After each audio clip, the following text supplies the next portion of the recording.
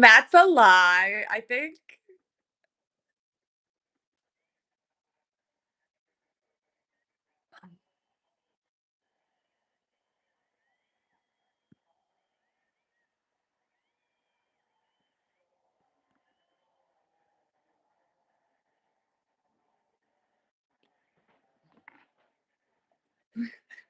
Lewis is just happy it's not fucking Nico this weekend.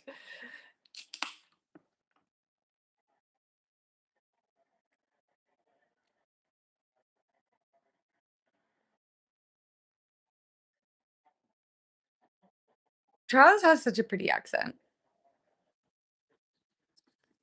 He's a good place. Hello. My boy, my boy. Did he not get it taken away? No, What? it was single white yellows. Karun lied to me. So, okay, here's the thing. Fuck, my whole video is like Charles on pole. Everyone's gonna shit on me. Whatever, he's P2, so good. Okay, so Anthony Davidson does a really good explainer. I gotta say, I love him. I stand 10 toes behind Anthony Davidson. He's my fave. And I stand 9 toes. Japan 22 is You're right, 9 toes. 9 toes. No. Ant is innocent in Japan. Oh no, Karun. Oh, I don't stand any toes behind Karun. Fuck that Carlos Sainz lover. No, but at the sky. Oh yeah, no. It's so unfair because as a commentator, he's so good, but it really just is that. It was insane. Oh my god. The thing. Hey, Dev. But this means Dev's at Austria right now. This means that I'm the problem because we went to Zandvoort and Monza last year and it did not go well for Charles either way. I feel like I'm low-key cursed because the first time I went to Canada, like Seb like got completely fucked over in quali. I'm trying to think other times. Silver's. Were you there for 22 Montreal or 23 Montreal? Oh, 22. And I was there for 22. No, it was 21 Montreal, 22 Silverstone. Montreal didn't happen. Then 22. It was the first one back. So the Charles takes the engine penalty, cuts back through the field. Yeah. Yeah. So when George crashed in quali because he tried to do a soft tire on a still wet track, glory run for pole. It's okay. I made my whole video being like Charles on pole. So I bet George pole position last night before FP1 at like 5-1 odds, and the rules in the sportsbook are that the odds pay out as of the end of the podium segment, and if it changes after, you're either golden or SOL. It doesn't matter, right? So if you had like a Gasly podium bet at Monaco, that's kind of smart because otherwise it's like, how long do you wait to pay it out? Like, right, and attempting to get money back from people, like, yeah, well, that's not happening. So, right. So they have just a hard and fast rule, whatever. So I'm sitting there thinking, there's no way this lap happens. There's no way this lap is gonna stick. What do you mean? No. But like, can we just go to the stewards? Can it just be like a go to the stewards thing? And like, I'll get my money, and then he'll just like come third, anyways. yeah. Like, can I just like get my money out first? But it's stuck. But it sucked because Anthony Davidson does a great bit later in the Sky Cover where he shows what George saw on the monitor, and then shows Kimmy's in lap when the monitor is on double wing yellows. Okay. They're different flashes. The flashes are different. It's crazy that they're expect to be just like they're out here deciphering Morse code. Like, surely we could just do a different color. No. Well, and also, but also, like at one point, Crofty was saying that there was a lap time deleted, but also there was a no further investigation on the George thing. Incredible comedy. Only F1 could do this. Kimi Antonelli P4 on the road because boy doesn't have that dog in him. Well, George, that was smart by George. I know. That was a between P5 and P1. Legit difference between P5 and P1. a Seb-like move, dare I say. No, and here's the thing. Honestly, this could be this could be the lucky break George needs to get his whole championship back. No, I do think the vibes have shifted. This is good energy for George. Great energy for George, and he's got two Ferraris that are not by any means slow between him and Antonelli. Yeah, and Kimmy. As long as Oh, he had a good start last week, but he's been a little struggling with the starts. Their cars could also explode. It's hot. I'm feeling a Charles win tomorrow. That's what I'm feeling. That's very in play. Look, I would look if you told me right now that I could get Charles win, George second, Lewis third, Kimmy fourth. That's what that's 6 points in the championship. A solid momentum. Obviously, I'd prefer George win, but it's entirely possible though. Yeah, you just need him to beat Kimmy, really. Yeah, I think the long run data from Friday suggests that the Mercs are pretty fast. The vibes are good. Fastest on the long runs, but Deb, you need to be looking out for signs. Like, remember when the moon was red in Monaco? And she got shit on by a bird in Amsterdam, so that was inauspicious. I mean, Oh no. Are we doing like Crash Verstappen or Crash? Yeah, Max sucks. Are we doing this for Max, or is it only when Charles crashes once in quali trying to drag a shit box? Wait, did you watch my video or did you? Are we running the discourse games? Are we only running the agendas for Charles, or are we going to hold that strap for Max? Wait, I'm crying. Did you watch my video? Because I spent half my video bitching about that.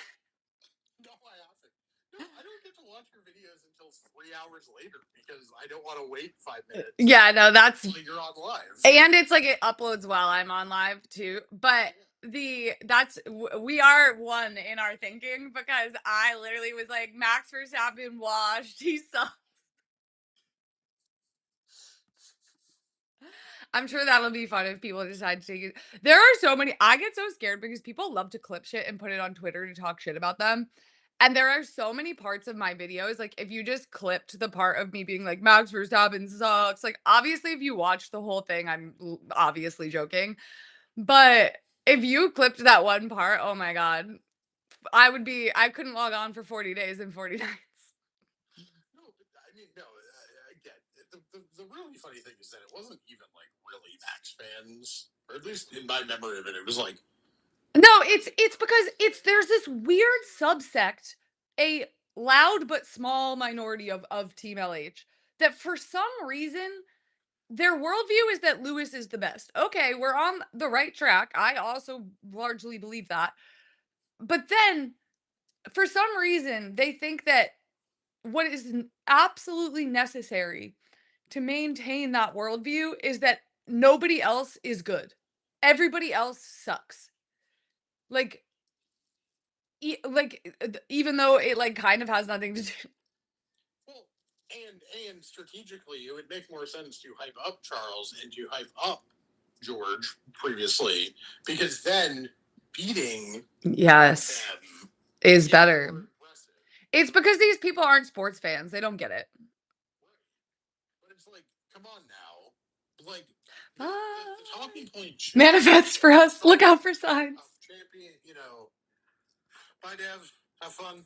Um, no, and it's like again, it is like a vocal. So good. He's such a good qualifier. It's going to be really tough to beat him. Right. And then it's like, well, Lewis has the first win of the two of them. That's so impressive. Beating a really tough opponent. So impressive at Lewis's age. Like, that's a really great accomplishment. As opposed to Yeah, being like every other driver sucks is actually diminishing Lewis's accomplishments. Like and that's why it is like to even call them a vocal minority is like inaccurate because it is like a very small group of people, but they are just like extremely loud and annoying. So and I have to assume that most of these people are children. That's what I've started doing for my own mental health. I'm just like, that's a child, move on. I mean, I do truly believe that most of the people who are fighting about like pop star stands should just be sports fans. Like you people trying to drag an artist because they didn't get a #1 hit. You were not made to No, be the people. debating chart positions. You were made to be calling into No, and this is why homophobia is so damaging because I'm like, I look at these like legions of gay men who are battling each other on the internet over like Olivia Rodrigo and Sabrina Carpenter, and I'm like, you yearn to be a sports fan, but like they just told you you couldn't because you were gay. What? Literally, I'm like, you would thrive. But like at some point in your life, someone probably was like, sports are for straight people, straight men, and because I'm like, that's also the funniest thing ever because like to do that over art is just like so not the point of art. Yeah, no, it's completely mental. Um, it's hilarious. No, but a lot of them, I also think a lot of them are like mentally ill women who are 35 and don't have hobbies. I'm like, we got to channel this energy into reading every single book you can find about Tony Blair. That's my strategy. No, well, that's certainly something. It's strategy, not positive. That's the word I would use. Psychosexual obsession, but It's not positive. featured in this live could harm your health. Oh, it's because I hit my jewel, probably. Oh God. Sorry. No, I didn't. No, I'm not. I'm not complaining. I just think like smoker don't. But I'm out on vaping. I wish I could be. I need to go to jewel rehab. Like I've tried so many times. Okay, speaking. Okay, can I get an unrelated F1 take on Yes. before we get back to this? Um, I saw somebody make a video of like childhood songs you didn't know were problematic until you were adults, and the first one in the series I saw was "Rehab" by Amy Winehouse. I was 9 years old when Rehab came out. Do you understand what rehab is? Unless you don't know what rehab is, that you Well, I knew that was incredibly problematic as a fucking 9-year-old. yeah. It's Amy Winehouse, so it's a fucking I bop. mean, it's a banger. It's a fucking it's one of the best songs of all time. Like genuinely will like Valerie for me, top 5 song of all time. oh it's so good. It I it is one of my go-to like getting ready songs when you need to like bring up the mood a little bit. Hits every time. It's incredible. No, incredible. Amy Winehouse is the best. Um Amy Winehouse is the best. It's fantastic. It's incredible. But like, I'm sorry, if you couldn't figure out that they tried to make me go to rehab and I said no, no. Right. It's pretty explicit. Like, But I mean, I wouldn't say it's I also wouldn't say it's that one out. problematic. It's dark, but it's not like she's like saying like slurs, you know what I mean? No, no, no. But like, it was just like you couldn't figure out that that was like, you know, like about a serious topic. Like I went and watched another, and it's like like I kissed a girl. Cherry chapstick is not. You not know? Wow. That lesbians like chapstick? No, cherry chapstick is a term for the female anatomy. Never heard that before in my life. She's not kissing. She's not kissing the lips. In and around. I see. Yes. I today years old when I learned that. Happy for the gay man to be here. I've never heard that. I saw like 4 TikToks about this like 2 years ago. Fascinating. I Googled it, and that is real. Listen. Google and not Google AI told me that it was real. I'm not Google it. Oh my god! One time, Google AI told me that the province of Ontario had 246 million people in it. Hell yeah. Just love Google AI. Love you, Gemini, because you are funny. You're not. Oh, one time last week, I was trying to Google. I was trying to see how many Labour prime ministers there had been in history to see if I could name them all. 7? 7. Okay. Correct number. So Gemini says there are 7 PMs. and then list the PMs and only list six of the PMs. Oh, it is. Wait, did they miss one or is it actually? No, no, they missed one. They Ugh. missed your boy Gordon. I am calling. Who is the CEO of Google? Not the best one. We can't argue about Gordon Brown's actual tenure as prime minister. Yeah, and that's true. Actually, you're right. I give the to be fair, I give him like the full period. Like incorporate his works as chancellor into the prime ministerial period. This is not the time for me to explain why actually Gordon was a shitty chancellor too. We're not He doing that. stopped them from joining the euro, so that alone. True. No, that's good. We did discuss the double waved yellow. I'm kind of mad about it, but not that mad because They didn't show a double wave yellow. They showed a single wave yellow. yeah, Lifted. You can dislike the fact that they play these stupid fucking games with driver crashes and they don't red flag and don't double wave yellows quickly enough. But like, yeah, no, the race direction is bad, but that's not. I'm not mad about that. that was true 2 years ago in Brazil in the remember the crazy like Sunday morning quali. Yeah, and then remember when Lando Norris completely like ignored red flags and just completely got away with it and wasn't punished at all? It wasn't that. They intentionally held on a red flag so that Lando could complete his lap. Yeah, in addition, yes. So that he could, so that they could help manufacture the title race. I totally forgot about that part. You're right. They did do that. I forgot. That's fucking crazy. Hang on. I'm gonna make a video about that. The problem. The problem is that Charles Leclerc is not on pole. I actually don't care about the rules at all. Okay,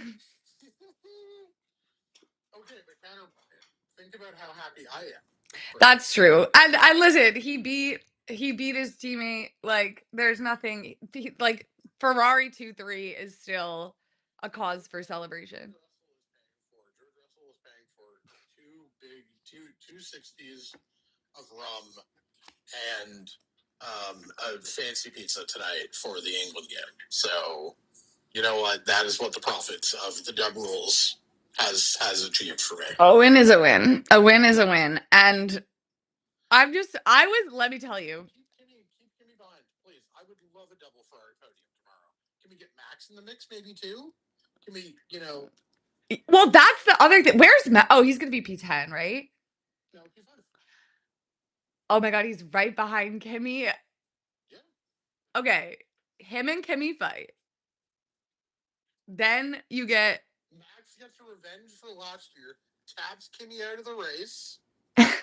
Isaac does good things, I guess. Maybe. he's doing good. Yeah. Look, the fact that I don't know where Isaac Hadjar qualified off the top of my head tells me good things. Because here's the thing with Red Bull right now, I just want you in P3. I just want you in Q3, right? That's it. Yeah. I want you in Q3. I want you kind of close to Max. Like, just be good enough, right? Like, could not, like, straight up because of the way that. Are there people that are seriously mad about the yellow flag situation? Like, this shit happens all the time. I mean, it's like, even Fred wasn't really that. Yeah. That bad. I think it's like. I think Fred's just happy to be out of P5 hell. As am I. One, yes. Two, like, the thing about having two really good drivers is, like, and the fact that you just won in Barcelona, not from pole position, like, I think it was a Merc front row in Barcelona, wasn't it? Yeah. I think. And at the end of the day, points are scored on Sunday, baby. Oh, like I'm so back. Like F1 is so back.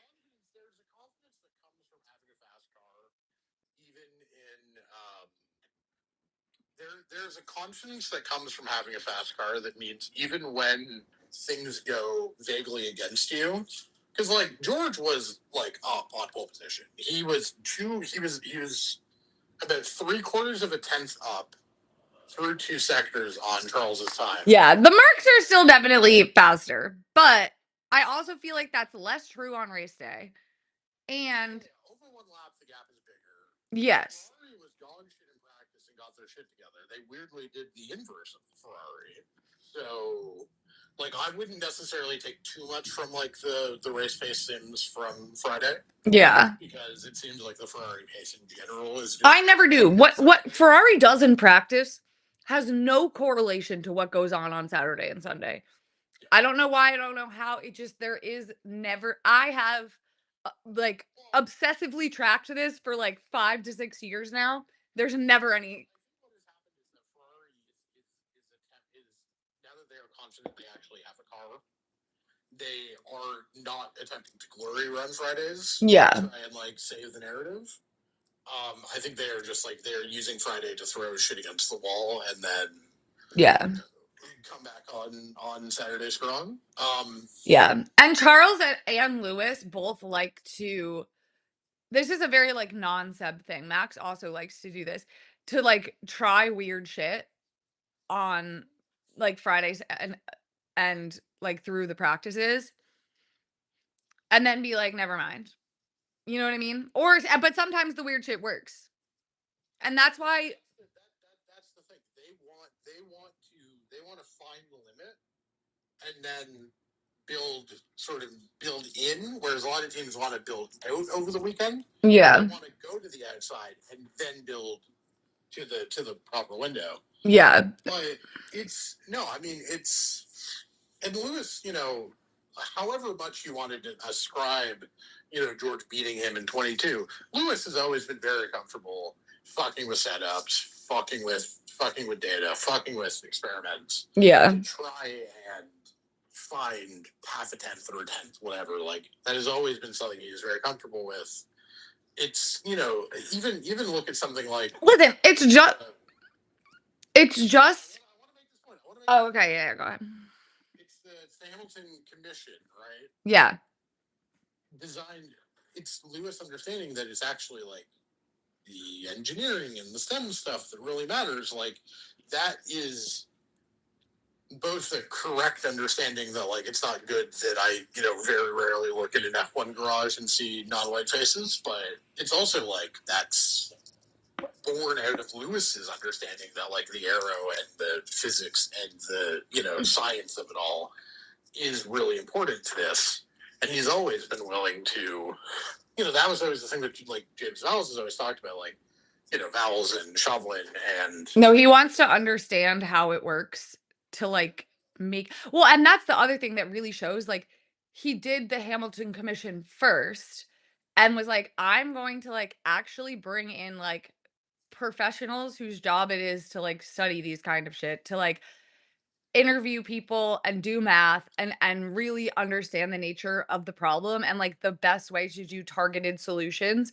And instead of doing something, like, flashy that, like, is really good for PR, he was like, "I'm gonna do the, like, unsexy, unglamorous work of, like, getting programs in schools and, like, the things that are gonna, like, fix it over, like, 20, 30 years." And it is a very similar approach to, like, let's take this apart and then put it back together, you know? yeah, and I mean the thing about Lewis is, and this is why whatever sort of like faux animus I have to have towards him on any given race week because he is not because he is in competition with my favorite driver. Like at the end of the day, Lewis has always been a beacon of professionalism and has always held himself to the exact same high standard that he expects of everybody else. Oh, It yeah. is the one true demerit against Max Verstappen is that the second the team fucks up, it's I might leave, I might go to Aston Martin, I'm gonna Yeah, and he's like, "All of you suck," but he doesn't. No, Lewis throws a hissy fit, but he also throws a hissy fit if he fucks up, he's like, "I'm a fucking terrible driver. I like." and you'll no no you'll sometimes hear sometimes I will It's so funny. I'm like, "Lewis, no, you're not." you're like a third of a tenth off of your teammate, and you're talking like you're in PhD. No, yeah. Meanwhile, he's like half a tenth off. Like it's not that serious. So, to his credit, yes, he will be like, all of you are terrible, but he holds himself to that same standard. Right. And you know, like that's no, And Max does not have that ability, I will say. right. You want to be competitive. You want to hold everyone around you to a super high standard. You want to, like you want to talk about, the car's not good enough. Which, to be clear, the Mercedes that he was handed in the Grand Fixera was not good enough. And I'll say this also, to be fair to Max, Seb also is a little bit like that. Like he is he got better at it with age, and I will say usually like a week later he gives a much more honest assessment of himself, but in the moment nothing is ever Seb's fault. No, that even just like multi 21, the initial thing of like, we don't apologize for winning around here. I was faster, I passed him by one, and then it's like, I maybe, That he was absolutely right to stand 10 toes down on business, because Mark tried to sabotage him in the championship deciding race 2 races ago. Still deeply hilarious that the first video of yours I ever watched was the video where someone's like, what could Mark Webber have done that's worse than Multi 21? And you just go like, oh my God, thank you. I love talking about Brazil 2012. Literally my favorite thing, my favorite subject to bring up, to discuss. The ills, the wrongs that were perpetrated on Sebastian Vettel. Can we talk about the fact that Red Bull almost massively fucked themselves by leaving Max in the garage in P2 or Q2? Yeah, that was sweating a little bit. Gasly was 2/1000ths up through 2 sectors. Gasly was up on Max through 2 sectors, and he couldn't quite deliver that third sector, which whatever. But like, I was like, okay, it's like a big time, and then it's like Big time Ferrari energy. Like I get it, you want to conserve tires, like I get it, but it was just it was such a good quality. You had like that brief moment at the end of Q2 where this is the thing. It's kind of like March Madness, right? You like the idea of upsets until it's the Sweet 16 and it's a 14 against a 11 or whatever. Yeah. Don't at me if those are not actual things. No, that's actually right. I did actually do that right. Slay. Did Max burn an extra set of sauce in practice? Okay, then you can. Even more so, you can. You can. You can't be in a position where you're. See, I actually disagree with the March Madness comparison, because like, no hate, no shade to Max, but like when it's someone that I like don't care about, I'm like, yeah, I'd actually rather watch Max go through the field. That can be fun, Yeah, but like. And like I know Max will. You know what I mean? Okay, but like, think about the number of pathetic Valtteri Bottas performances we've had to watch. Okay. This car. That's why the I know Max will part is important, because nobody wants to watch you get stuck in P7. No, that is quite true. I will never forget 2020. Every time fuck ass Valtteri Bottas was stuck in P7. Well, this Mercedes just really isn't built to not be in first place. Okay, well then it's designed terribly, because there's 2 cars. So at least one of them is not going to be in first place. Second of all, every time Lewis Hamilton had an engine penalty, because this was the time of 9 million engine penalties. Every time Lewis Hamilton had an engine penalty, he was P1 by lap 3. So it seems to me like it's less of a problem with the car. Monza, Gasly, the race Gasly wins. Yeah. Where there's like the pit lane shit and Lewis has to take the drive through and et cetera, et cetera. Um, uh, Valtteri starts that race mid-pack. I don't know if it's an engine penalty. I don't know if he just like flopped in quali, but the entire first half of the race, as Lewis is, gapping like, 15, 25 seconds at the front because it's the W11. We're talking about, the car just, can't pass, it doesn't do well in dirty air. And then Lewis has to cut through the field. And Lewis is cutting through many of the same drivers that Valtteri had, spent 5 laps cutting through. And it's the funniest thing because it's like, how? And then the next year at Monza, when Lewis and Max scratched each other out, I was rewatching because I like to rewatch. Where is he during that race? I actually don't even know. Valtteri is the third person on that podium. He had a safety car behind the two McLarens. Safety car restart behind the new McLarens with like half of the race to go. So it's maybe 20 laps. And Nobody gets a Norris and Danny Ricciardo couldn't get past either. to use reality show language, nobody got a softer edit than Valtteri Bottas. Like, why do we remember him as good? Because he has more wins than Danny Rick and Mark Webber. Well, okay, that means that.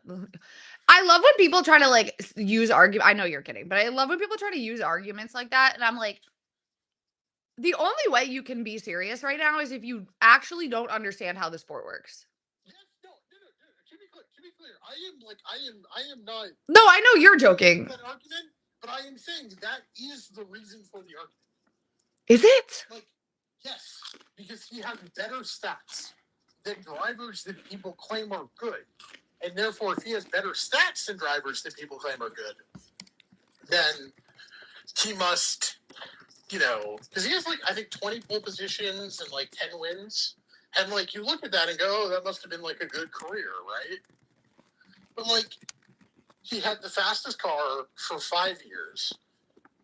He only won 10 races in 5 years.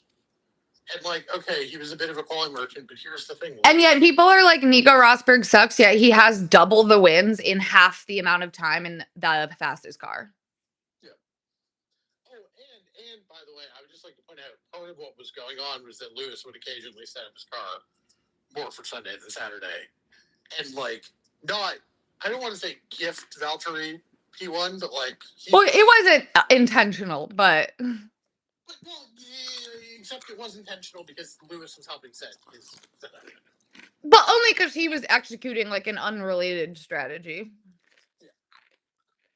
But the consequence of that was that, yeah, sometimes Valtteri had a faster car on a Saturday.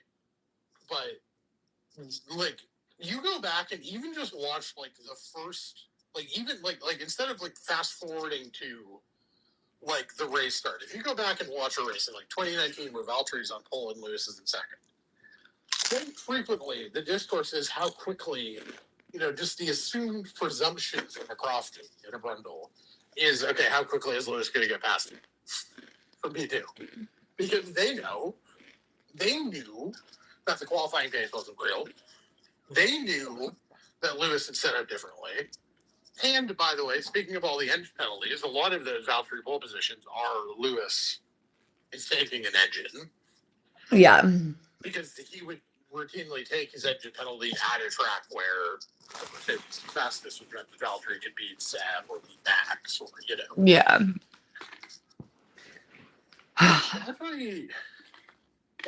No, but that is why Valtteri's got the soft edit, and because Team LH have fond memories for the Valtteri days because they liked having a teammate they could walk over.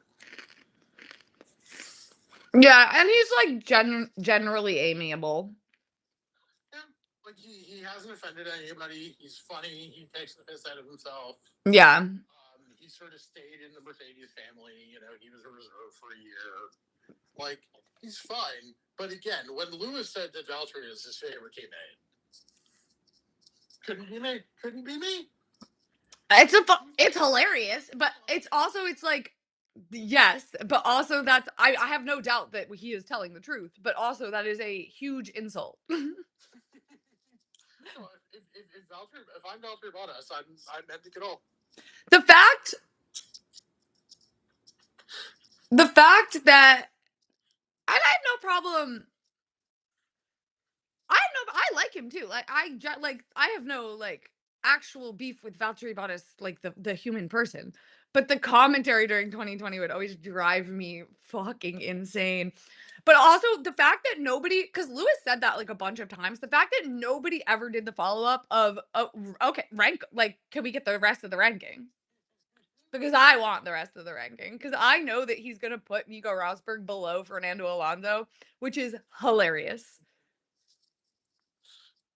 Well, yeah, Because what Fernando Alonso like did to him was like so much worse. He literally snitched on McLaren to the FIA because they wouldn't team orders Lewis to stay behind him. He tried to blackmail Ron Dennis.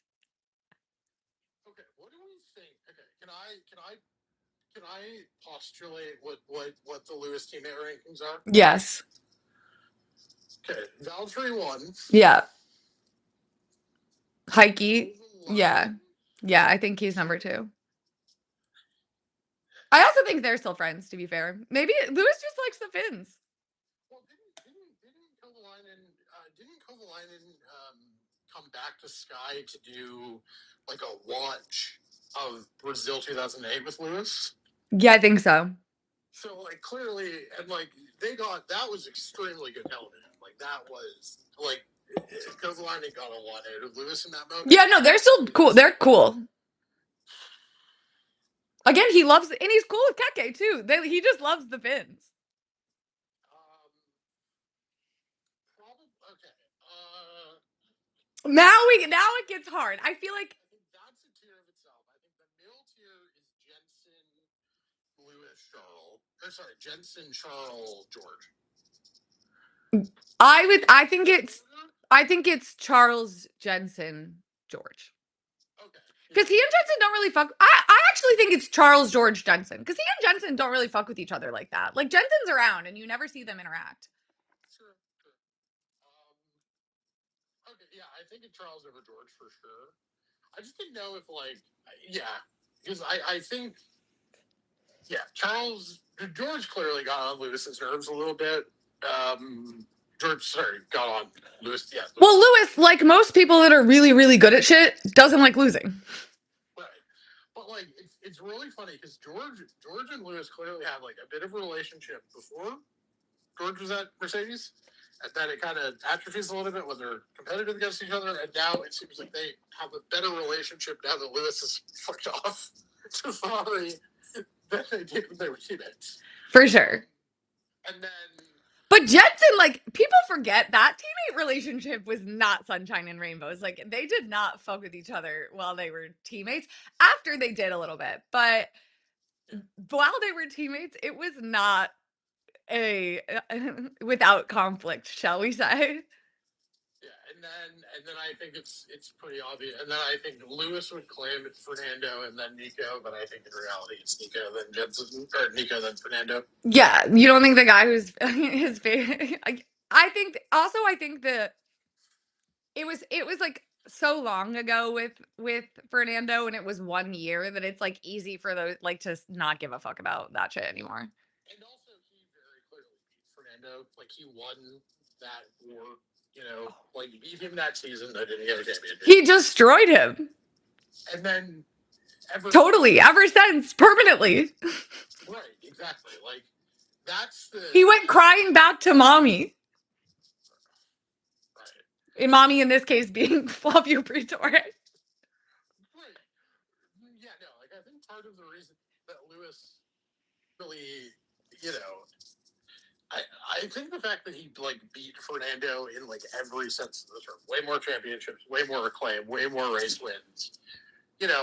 Is it Lewis or Seb who, when they're doing the donuts in Abu Dhabi 2018, when Fernando retires for the first time, which one of them is it that says, when Fernando's like, I'm gone forever, and they're just like, no, fuck that, you don't be back. Is it Seb or is it Lewis? Seb. Iconic of Seb. It is really funny. Lewis said that at Seb's retirement, and I was like, I'm all for this hopium, but I don't think he's coming back. Seb's just personality wise, like not the type. Like I think if he'd been offered that Red Bull seat, he would have taken it. But like other than that, I don't think he like when they were like he's begging Mattia Binotto for a job, I was like top 10 lies of all time right there. Like what?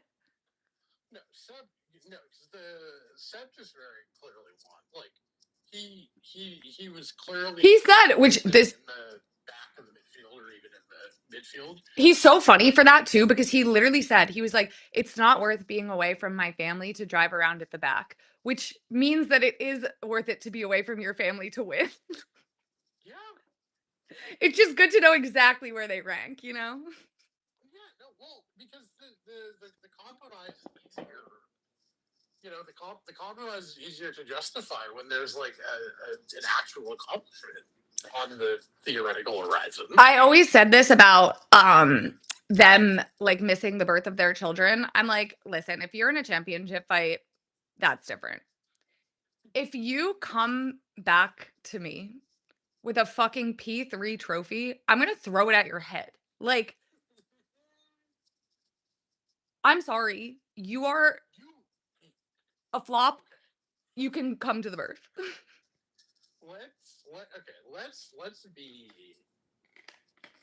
Let's be extremely like. Do we think these guys are like attempting to plan like their pregnancy, like when they get their wives and girlfriends pregnant? Like, do we think they're like trying to conceive? No, I think for them, having a child, like for most men, is like adopting a cat from the shelter. Like it's kind of something that can go on in the background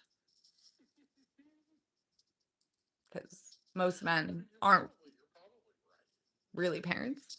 This is no hate, no shade to the Formula One drivers. This is true of, I would say, 80% of fathers. I mean, 80 is harsh. 70%. I don't understand. I just don't understand the hockey players who are on good teams who like think it's a good idea, who clearly have the capacity to plan their lives around their hockey schedules because every hockey player is married on like the same 4 weekends in July every year. It's great. Every hockey wedding is just like it's the same 4 weeks every year. They just last 2 weeks of July, first 2 weeks of August, that's what every hockey wedding is. Um, well, first of all, I think it's like you can't really plan these things. Like you can try, but it's kind of is what it is. And at the same time, it's almost like they don't care. But they care about the weddings. Yeah, because it's a big fun party that they get to go to. They don't care about when you do your job, which is, of course, to give birth to children, because that's what women are for. Duh. Hockey players are conservatives. Like, that's why. Well, okay, but they're Canadian. Okay, this is the thing. They're Canadian conservatives. That's true. I guess I can't really speak to the Canadians. Well, no, because here's the thing. I don't disagree that I would not like to find out many of these people's political affiliations. I don't want to know. Tom Brady, God bless him. But like, no, I say this about Georgia Speed all the time. Bro went to an all-boys Jesuit high school in Dallas. This is like the most Romney coded thing you could do. However, like could be a Romney Biden voter. You know, could be. Let's live in that world. Let's live in that world. He has never given money. That is all that I want in life. He has never given what's it more than $200? Is that the amount that gets you on Open Secrets? Just never. He didn't go to live. Has never publicly endorsed Donald Trump. Has never played a round of golf with Donald Trump, and has never given money to a Republican. Dub. That's it. You want to vote for like Beth Van Doyen or whatever the fuck? I don't give a fuck. I don't care. As long as I don't have to hear about it. Right. Just don't openly embarrass me like so many others have done. Spieth has held that non-existent commitment to me, and so I'm proud of him. But like, yeah, I have no doubt that a lot of these people voted for Pierre Poilievre in the last election. It's gay players, but like, there used to be like a captain's survey. I think they still do it. I think they've stopped asking this question over the years. So, but like, there used to be a captain's survey in the NHL, anonymous. It would be like, or like star player survey. They'd be like, And "Who'd you vote for?" 5 of the 36 guys were like, yeah, we wouldn't give a shit about a gay teammate. Only 5 out of 36? No, 35 of the 36. That's great. Yeah, we wouldn't give a shit. And it's like, because they're Canadian douchebag frat boys. Like they are what we do. We don't do fraternities. We do major junior hockey players. Who that's the people who get to abuse women for free. Well, the You know, well, Democratic, I mean, liberal, let's say in general, men almost hate women more because they when you view some it's not really possible to hate something that you don't view as a person. truly. But like, I don't really want to find out if like Connor McDavid or whatever. Like, I don't need to know who he voted for, but like all the Canadian hockey guys, they're all just like, yeah, I don't give a fuck about the gays. You try and raise my taxes 1 cent, I will have a rebellion. But We march on the White House except for no one's there. there's news on that, by the way. They're redoing it? Yes, except because we are a fake country, we refuse to just pay for it ourselves. So we are now having a national bribe the government, um, like GoFundMe situation. Oh, it's cute that our northern neighbors are you're just like us. It's so funny that people think this is a better solution because all that's going to happen is these mega corporates are going to donate $3 million and then point out their donations when they need a corporate merger approved in 2 years.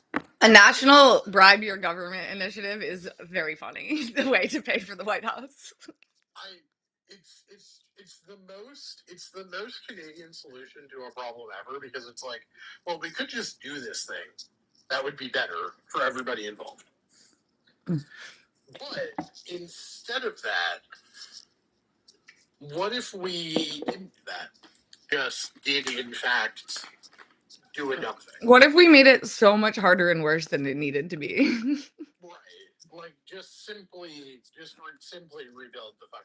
Like simply rebuild it. Well, if it makes you feel better, we're up to 3 dead ducks now. Oh god. We're actively murking ducks. I mean, I guess better a dead duck than a dead dove. No, then the capital ducks are so important. They're a national treasure. Did you really not get my dead dove joke? Oh, like dead dog do not Do eat. not eat. Yes. I get it now. I get it now. Jay, come on. Fair, fair.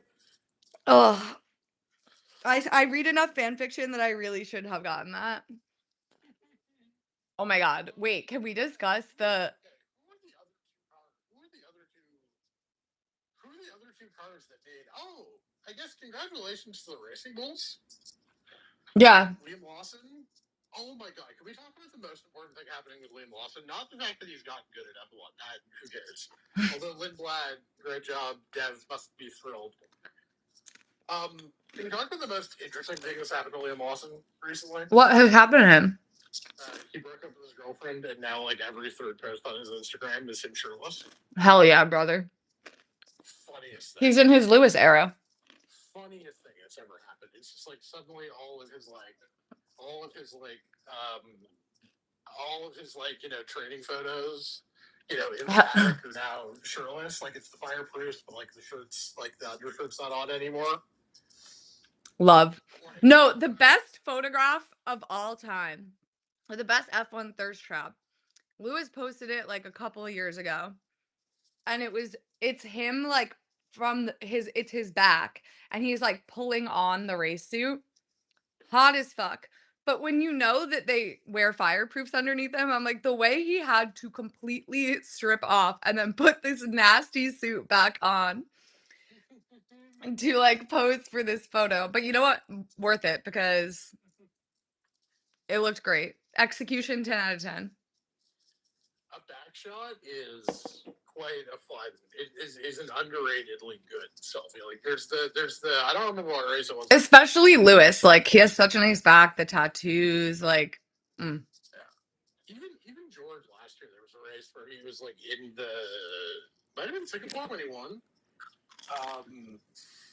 Where he's like so hot he just like he unzips the fireproofs, takes the takes the takes the fireproof off, and I'm like, please, congrats. And motherfucker just does it. And I'm like, damn, like, come on, bro. You gotta know where your camera is at all times. Gotta. You got always gotta be thirst trapping in the cool down room. Or the pit lane rather. Yeah, I think this one was the cool down room. Yeah, That one video of Max where he's like sucking that water bottle. It's the red flag. It's the red flag spot, right? It's Yeah. the one that people hate because the like them. There's one I don't remember some race from last year. Charles is like gulping down a water bottle. These are two allegedly straight men. I believe they publicly identify as straight men. Talking about Charles Leclerc drinking water, and it's like the camera's like really zoomed on. Oh, the camera work in F1. You could make many complaints about Formula One. The camera work is way better than it has any right to be. Like off track. You know what I mean? It's so funny because like people hate that part, and I'm like, how can you hate on the straight men who are like who are doing more like public homoeroticism about how hot the driver is? And well, also I feel like there's a lot of women that watch that and are like get like viscerally angry at them because they're like, "Well, we're not allowed to talk about this." And I understand the gut reaction. However, comma, you are allowed. Also, like, yeah, like first of all, like that's not their fault. Like it's the mouth breathers who probably are saying the same shit about them. And number two, They're all called various slurs in the comments. and also like you are allowed to do that. Like you just have to not care about the opinions of misogynistic mouth breathers, which like does suck that you like and is annoying that like to exist as a woman, you just like must have a block list 750 miles long. But again, that is not those two specific men's fault. Yeah, and also just in general, like how do I say this politely? We should want men to talk about this stuff to absolutely normalize. Like when heated robbery was happening, there was one of a couple of the, like there were two pods who were like really like hockey podcasts that were treating heated rivalry as like an event, and people turned on one of them because it turns out they don't have the most woke opinions about everything, and it's like A hockey podcast? No. a very broy hockey podcast that can get a lot of hockey players on the pod does not have the best opinions about everything. Yeah, didn't they call women sluts? Wasn't that the problem? I believe that might have been it. Yes. Duh. But it's like, Duh. but it's like, But also it's like, I don't know. I don't obviously like I am like, yeah, there are a little misogynistic, but also like I watched the clip and what they were discussing is a real phenomenon that happened and calling those women sluts is and I self-identify as a slut, so like I feel perhaps differently about this, but like I'm like, I don't know. It's not like but also respectfully, the fact that they might not be like the world's woke, the woke warriors of the world, is in fact probably actually good for heated rivalry. it actually makes the it more important what happened, like that they discussed it positively because it means the people watching that podcast are people that would not otherwise be exposed to that opinion. Correct. You actually like one of the great things that has happened is that people who are generally like one of the reasons that gay rights has been very resilient in the last period of hell that the West. Because most like normal random people who probably don't have like great opinions writ large are like we don't really care about gay people. That's a good thing.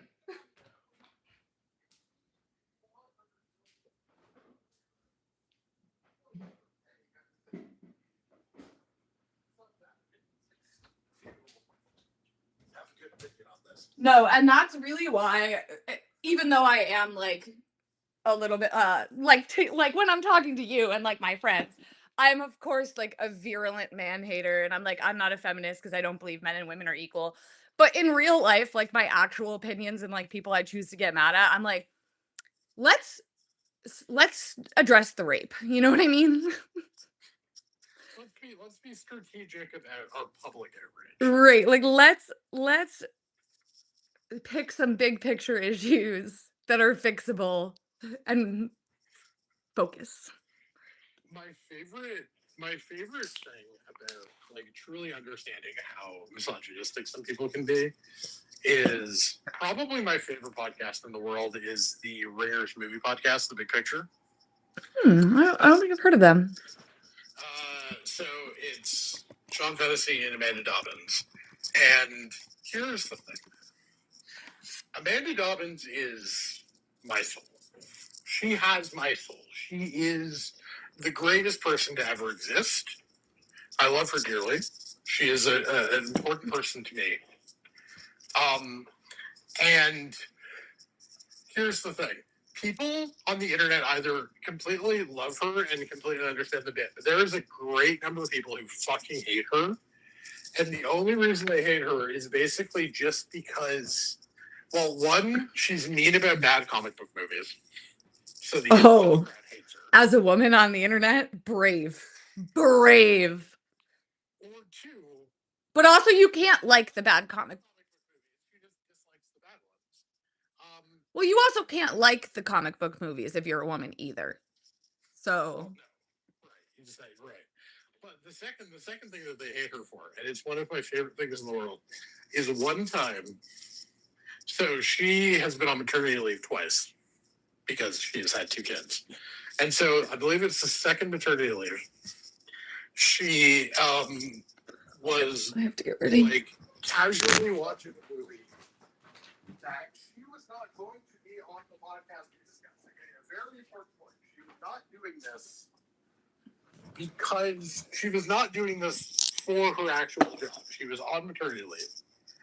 And they were like catching up on all the movies that she had seen and kind of getting like the one sentence reviews of the thing. And she admits on the pod, like, yeah, this movie was so bad I started shopping on Instagram. And people got mad at her for like, how dare you desecrate it? And it's like, she's on maternity leave. She put on a movie to try and stay current with the discourse, and it was bad, so she started looking at her phone. Oh no, the horrors. I've looked at my phone during every movie I've ever watched, so these people would hate me. George is George. George is the goat. I mean, I honestly think. Look, I think a Mercedes on pole position is what should have happened. I think if you look at like, I think it is. Certainly, if you look at the practice results, if you look at the sort of nature of the weekend so far, Ferrari being on provisional pole that close is a real accomplishment, and We're out of P5 hell. no, like that is a really good accomplishment. And I'm happy for Ferrari, but like I don't look at that George performance and go like, like oh my god, that's like an amazing lap in the way that I view some of like the George pole positions when the Merc was way worse. I was like, oh my god, what a stunning lap. That's what he should have done. Sammy. The Merc should have been there. Kimmy, what the fuck are you doing, bro? Oh, Set the lap and figure it the fuck out. That's weird. Don't bail out. Set the lap, and if they delete your time, they delete your time. Right. No, he absolutely did the right thing because it's like you might as well like give it a go. Like even if they take it away from you, like there's the odds that what happens happened and you don't get it taken away. Yeah, like I think the smoke. I think there should be pretty significant Antonelli smoke. No, but he actually did see the because like you don't want to end up with like start a grid penalty. You know what I mean? There has been a grid penalty for not slowing under. Well, one clearly you could have. Clearly there was room to slow without aborting. But did. yes, But he saw the single waved yellow. Okay, but like I'm just well. In fairness, it was a single wave, and Kimmy wasn't told it was double wave. He wasn't told to avoid. Yeah, that's actually true. So yeah, he should have. And to be fair, like this is like it's a wily move by George. Like it's smart. It means you. And I give Kimmy a little bit of grace on this because this is unlike your pure speed. One of those things where like your ability to understand the rules so deeply that you can think that quickly on your feet is something that will come with time. True. Yeah, he is a second year driver. Maybe I'm being a bit mean. It's okay. No, you're just trying to set the George narrative, and I respect that. I'm just saying, like this is like I'm just saying the car clearly had the pace, and Kimmy had the legal ability to set a faster lap time. Kimmy accidentally did not set a faster lap time. Well, he didn't, but he didn't know that he didn't. No, him immediately getting in the pit lane and be like, I had a significant lift. But here's the thing. George lifted significantly. He did not gain in that mini sector. No, I listen, I'm with him. I think it's iconic. And again, dare I say, a very Sebastian Vettel like move of him. I mean, it's really funny. I'm delighted by the events I'm absolutely delighted by the events of the day. Fernando still in P21 hell. Aston's that's crazy. Like, is this engine not getting any better anytime soon? Like, No, they had to rip apart the bodywork today because it was too hot. what? Yeah. I okay.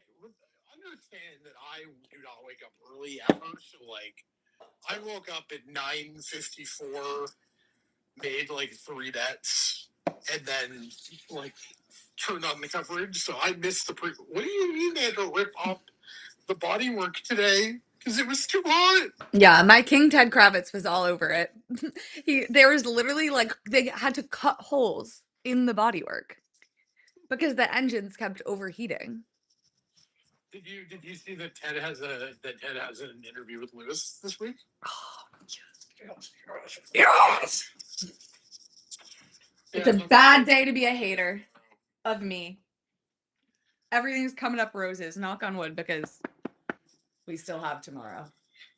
But no, yeah, because I assumed that it would have been Brundle, but Brundle's not here this weekend. Yeah. No, Lewis sometimes does stuff with Ted. Yes. The pre and post coverage I just stream illegally.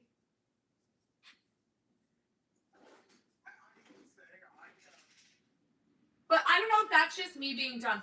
Also, they're totally trying to like fuck with the viewership numbers between Sky and F1 TV because when I go to like the F1, like there's a thing you like click on literally and it's like Formula One and you click on it and like it has all of the shit, like all of the broadcasting, like whatever.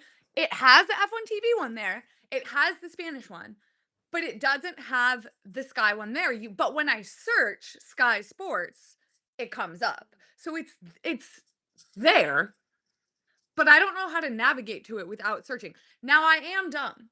So it could be that. But it's not I think it's pretty irrefutable that if it's not on it doesn't say like F1 coverage, like F1 TV coverage, Barcelona or not Barcelona, Austria Grand Prix. It says Austrian Grand Prix. So when you click it, They're trying to. I mean, even a couple of years back, they defaulted to. oh yeah, the audio. Like it's clear that they want F1 TV. Yeah, because they probably don't want to pay for the Sky coverage. It's probably really fucking expensive. Well, what they would like to be able to do is eventually just replace Sky Italia and Sky etc. and basically just offer a standalone direct to consumer product. Except for their product isn't as good as the other product. So Well, and that's the thing is that like they would like to make F1 TV this brand that becomes a thing that people want, and therefore they can do it. But like, I mean, I like, who's the one that everybody likes? The really good one. Alex Jones, That one. I like him.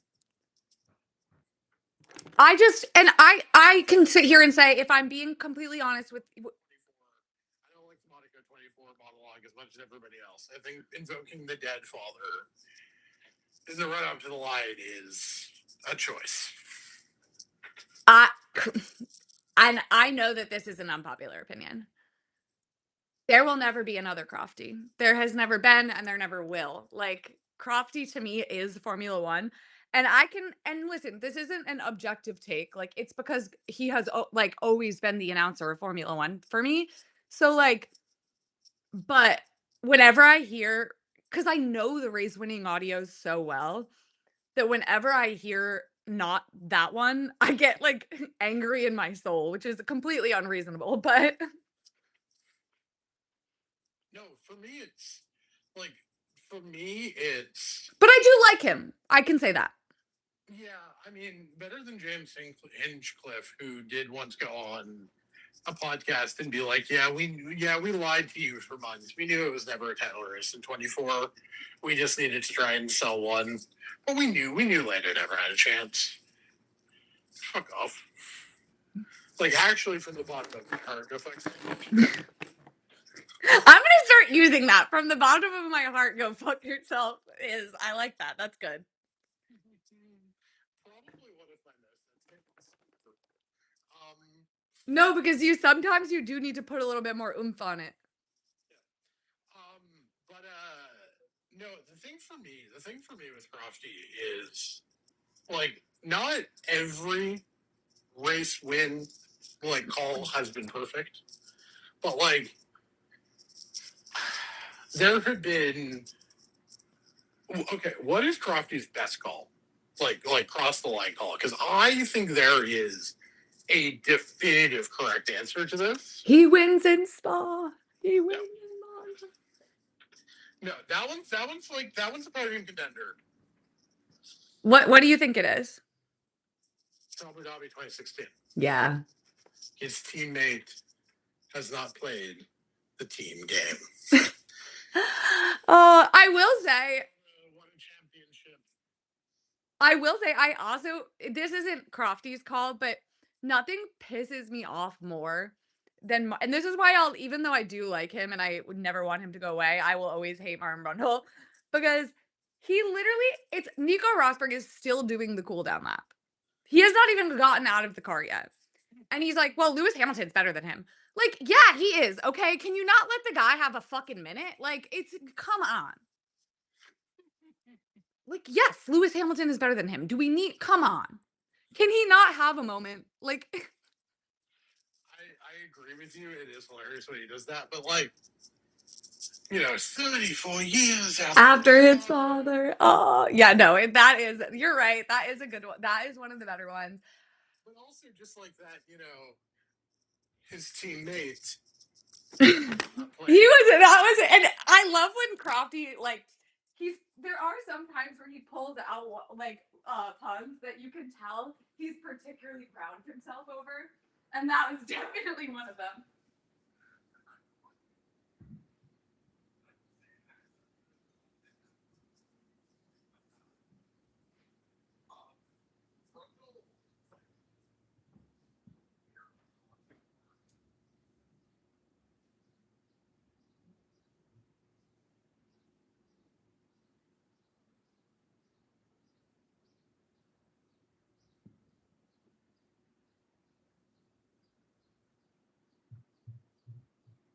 He likes to cook. He wants to cook, and it's so funny. You can tell, like you can tell when the crafty cadence is happening. I will, yeah, and I will say this is another like big testament to Brundle's skill as a broadcaster is that he makes everybody around him better. Like I love Crofty, but Crofty without Brundle, we need the train to remain on the track sometimes. Like, And guess what? Harry Benjamin finally had Brundle again for the first time in like 2 years. Guess what?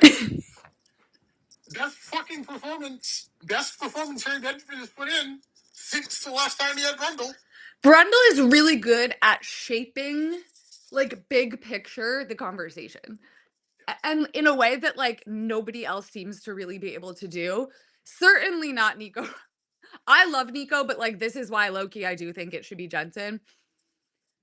Your role as like, to be fair, not really true in the, like, traditional, like, color seat, but Brundle's most important role is to, like, set the agenda of the conversation, so to speak, to, like, sort of massage it, like, into where it needs to go. Well, it's also incredibly funny that he is oftentimes the one who will throw to Bernie in the pit lane or Ted in the pit lane, Bernie at and to Skyrace control, whoever. It's like, okay, why is the color guy throwing? Or, Because he really is the host, which, like, isn't traditionally the case, but and the problem with Crofty and Nico is that they're both so crazy that, like, sometimes we achieve pure flow state perfection, and sometimes we end up, like, 45 miles to the left. Like, what's going on here? um, like, Crofty and Brundle are such perfect professionals. I'll never forget Brazil 2022. Right? They cut. So Crofty's about to start. He's about to do the George win, right? George is coming up the hill. They cut to the Red Bull radio message. Max, give the place back to Checo, remember? Yes, yes, yes. Oh, yeah, they're fighting, yeah.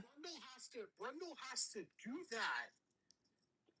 Still get the thing that he is wanting to say out by the line. He wins the sprint on Saturday. He wins the Sao Paulo Grand Prix on a Sunday. It's gorgeous for George. Whatever the rest of it.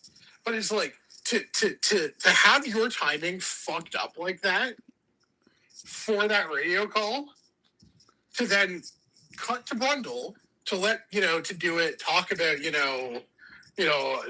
finally we have an F1 race winner from Kings Lane. I tried my best, but I'm so happy that George you know finally got us one.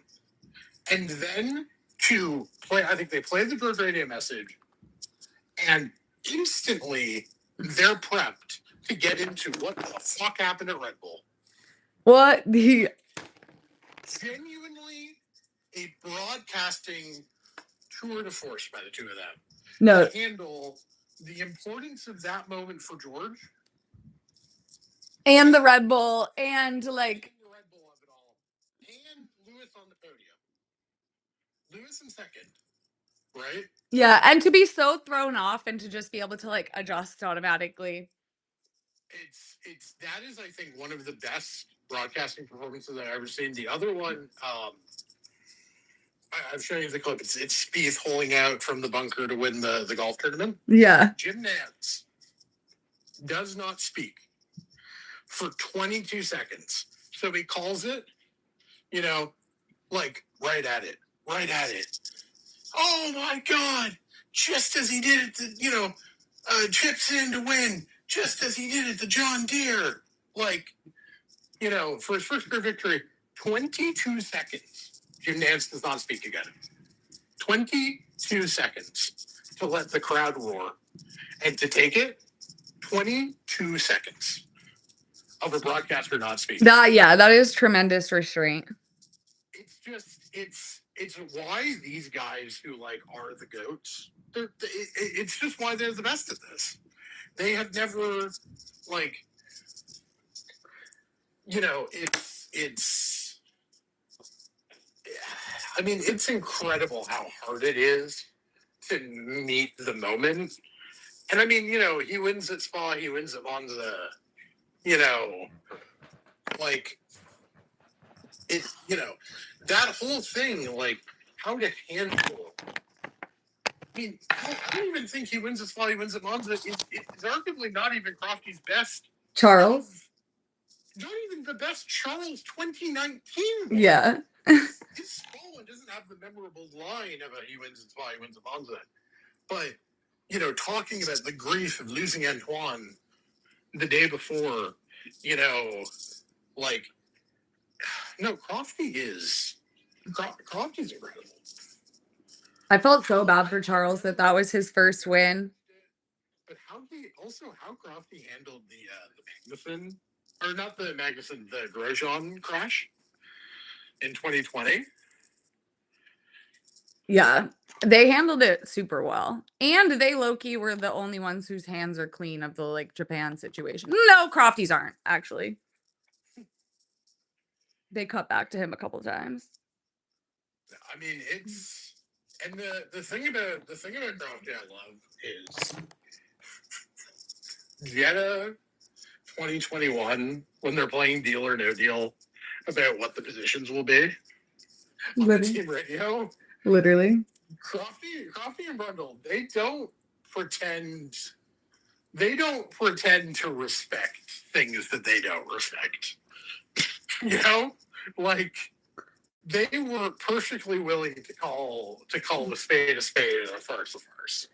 And that's the thing that I do worry. And also, that's why Martin Brundle spiritually, like that role needs to be not just a Formula One driver, but a Formula One driver with the clout to not be able to care to give a fuck about what F1 tells him to do.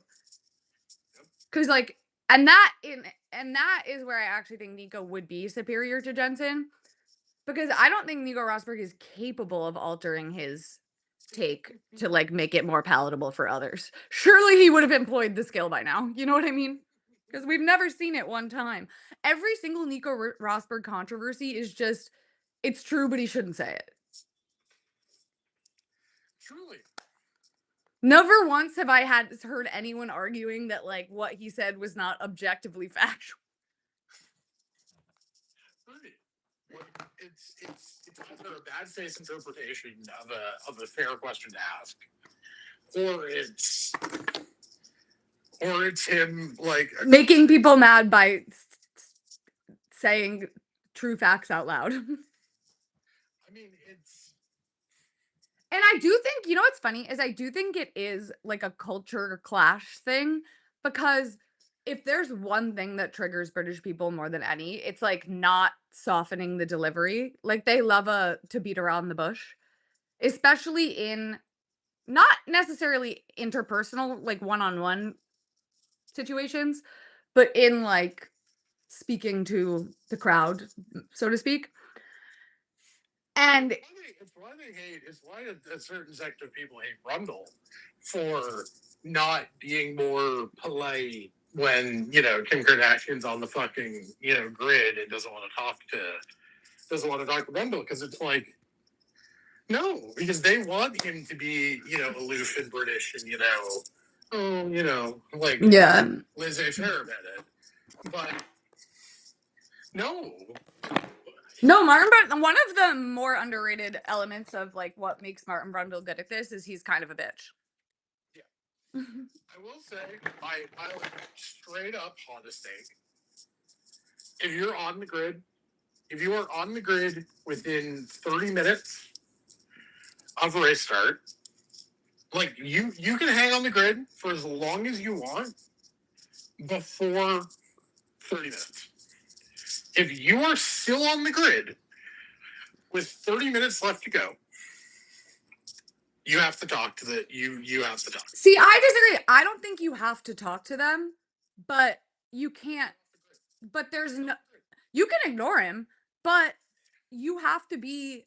You have by being on the grid at that time. You have consented to being a part of the grid walk. And the problem is that I'm sure the teams are not explaining that to these people. You know what I mean? Sure, I am not blaming him. No, it's completely the team's fault. Yeah, I'm blaming Ferrari for not explaining Exactly. that, by the way, But it's I'm like, I don't care if you blow Brundle off, but yeah, what makes me mad is, and it's not, to be fair, the celebrities themselves saying this, but what also don't get to be like, oh, Martin Brundle is harassing these people, because it's like, no, you're on the grid during the grid walk. But to be fair, I don't think these people are getting mad about it. It's people online who are like, and I've seen the take many times. He only ever does this to women. That just like could not be more true, less true. It's the reason is the only time it ever blows up and becomes controversial is when a woman blows him off and everyone's like, he's harassing her. He gets blown off by men all of the time, specifically the ones that work in Formula One. And it's just the reason why it's actually tremendously more men that are blowing him off is, and that he's chasing down with a microphone, is because there just are more men there. no, there are, every Miami, it becomes a comical chase of athletes that Martin Brundle is only 50% sure he knows who they are. You know, And like the whole scene where he's like, grid walk is always the most fun because it's people that he knows. It's people that he knows and people who actually care about F1. So you will get Jordan Clarkson, doesn't it? The car guy? Yeah. Jeremy, Jeremy Clarkson. You look at Jeremy Clarkson being like Adrian Newey is looking at properties in Milton Keynes. and it really is that serious. Like I appreciate that he was out there doing boots on the ground journalism and telling us, keeping us abreast of the real estate element of this. Right, but like I've seen Gordon Ramsay, talk on this, and it's like very clear he has a strong opinion. Like I don't remember who it was, but somebody was like, "No, I think they got to do a two-stop." I'm like, "Damn, I don't know if I agree with you because it's Silverstone and it's like the worst pit lane on the grid." But like, no, damn, you're giving me a one-stop via two-stop opinion? Fuck yeah, that's what I want on this grid walk. You know? Yeah. Well, and that's the other point is like I'm like, you could win. You don't even have to actually know anything. You just have to have someone tell you a take and then repeat it. And you would get so much free press from people who have no idea where you are. Surely that's the whole point of why you're here, right? It's this like cross collaboration. Why not? And it's such a failure of like both their teams and like the celebrities teams and the teams to not be like, say that it should be a two stop. You know? Like it's quite funny when you see even when you see like the influencer stuff from like a Miami or an Austin or Vegas or whatever. But like, get Madeline White to do it. Like, there are people like, Thank you. That was exactly what I was going to say. It's so much more fun watching her content because she like is clearly a fan. Shocker. The one raised in Britain is an F1, like is right? actually an F1 fan, and like well, ESPN hires her to do the driver interviews. No, and that was like the fun. Like, yeah, it's just so much better when.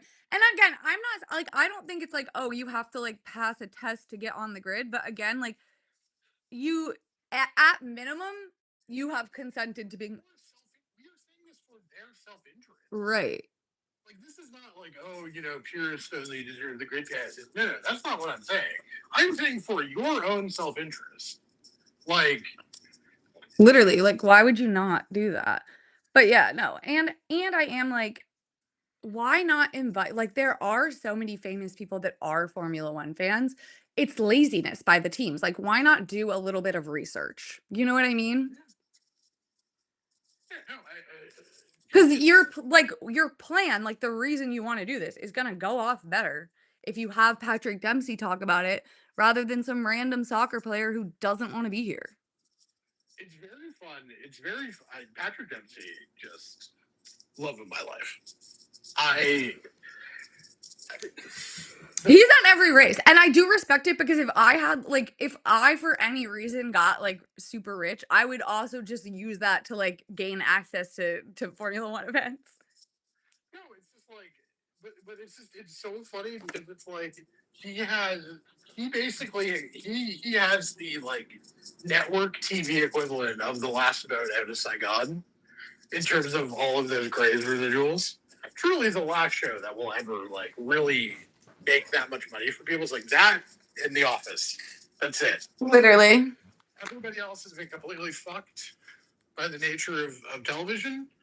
But you know, Grays, Grays and The Office are basically the last boats out, and he's using that. He's using those residual checks to just like hang out in Monaco. And you know what? I get it. And so fucking handsome.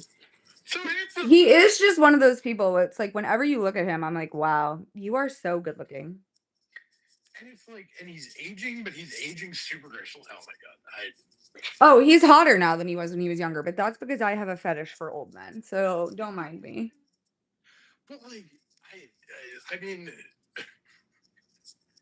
look, it's so funny. Okay, the my favorite, least favorite, but my favorite thing about like how media literacy has completely failed people in this generation is the number of people who watch Grey's Anatomy, who binge Grey's Anatomy, who were not watching the show live, who are like, oh my god, Derek Shepard, Patrick Dempsey's character on Grey's is so evil.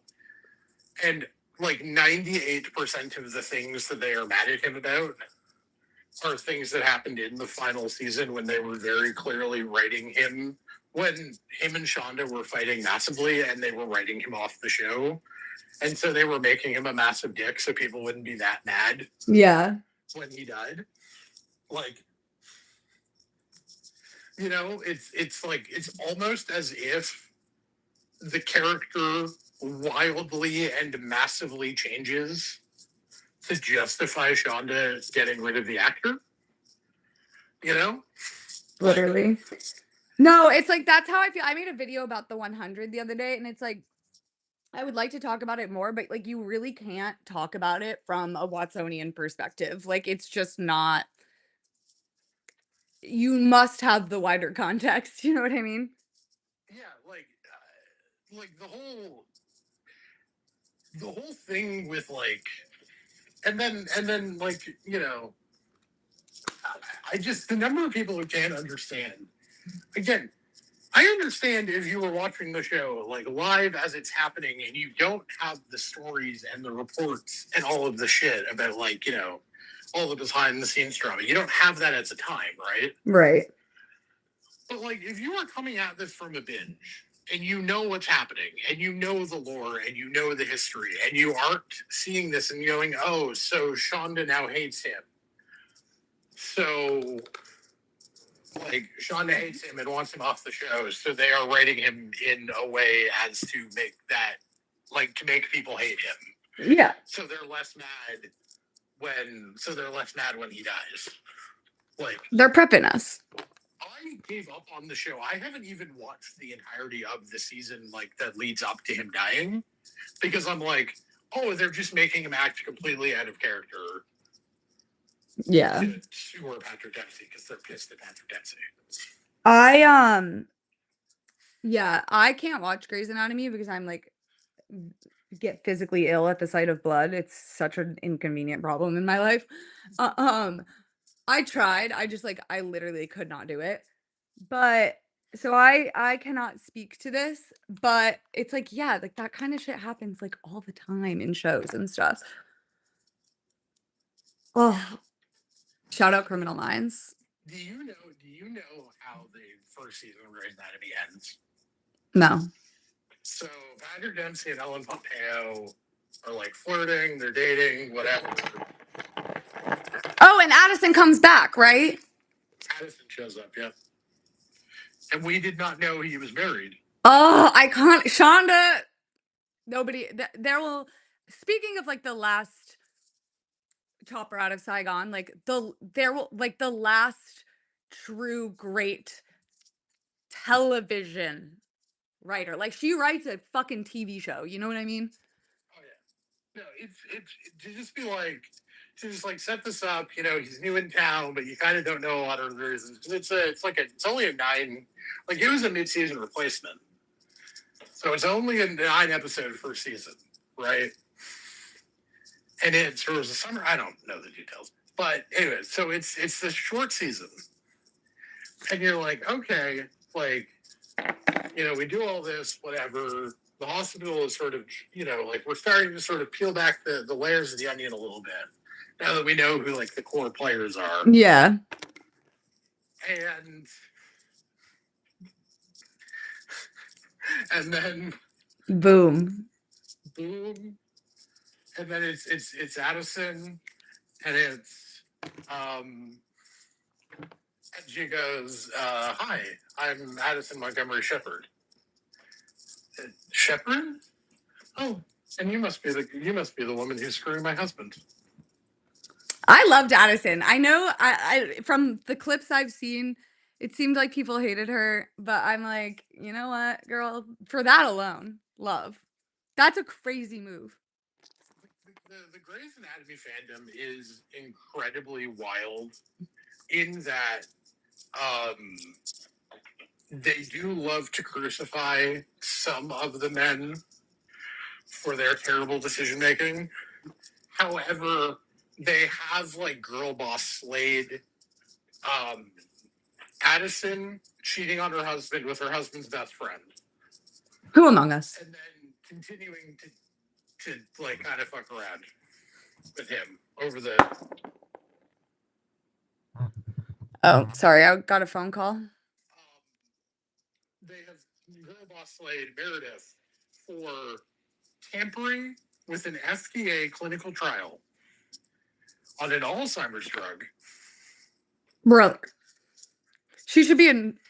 That's not like, oh, that's morally wrong. Like, you should be in prison. I mean, it's also morally wrong, for the record. Okay, well, we'll get to the morals in a second because the reason she did it is because the chief of surgery at the hospital fucked Meredith's mom. Whoa. Yeah, they had an affair, which they then bring the illicit child of that affair in season 11 that no one knew existed. Oh, that's the sister, right? That's the black sister. Okay. Then there's the other sister who's fucking Derek, who's fucking the guy who was fucking Addison. Okay. This show's really funny. Okay. This show's really funny. I didn't know there was another sister. Yeah. So, it gets better, okay? I mean, Jesus Christ. So the clinical trial, the clinical trial, she fucks with the clinical trial to make sure that the wife of the chief who fucked her mom, the wife who stayed, that she could get the drug and not the placebo in the clinical trial. And then the chief is like, yeah, fine, you're good. We're not going to fire you or discipline you in any way, shape, or form.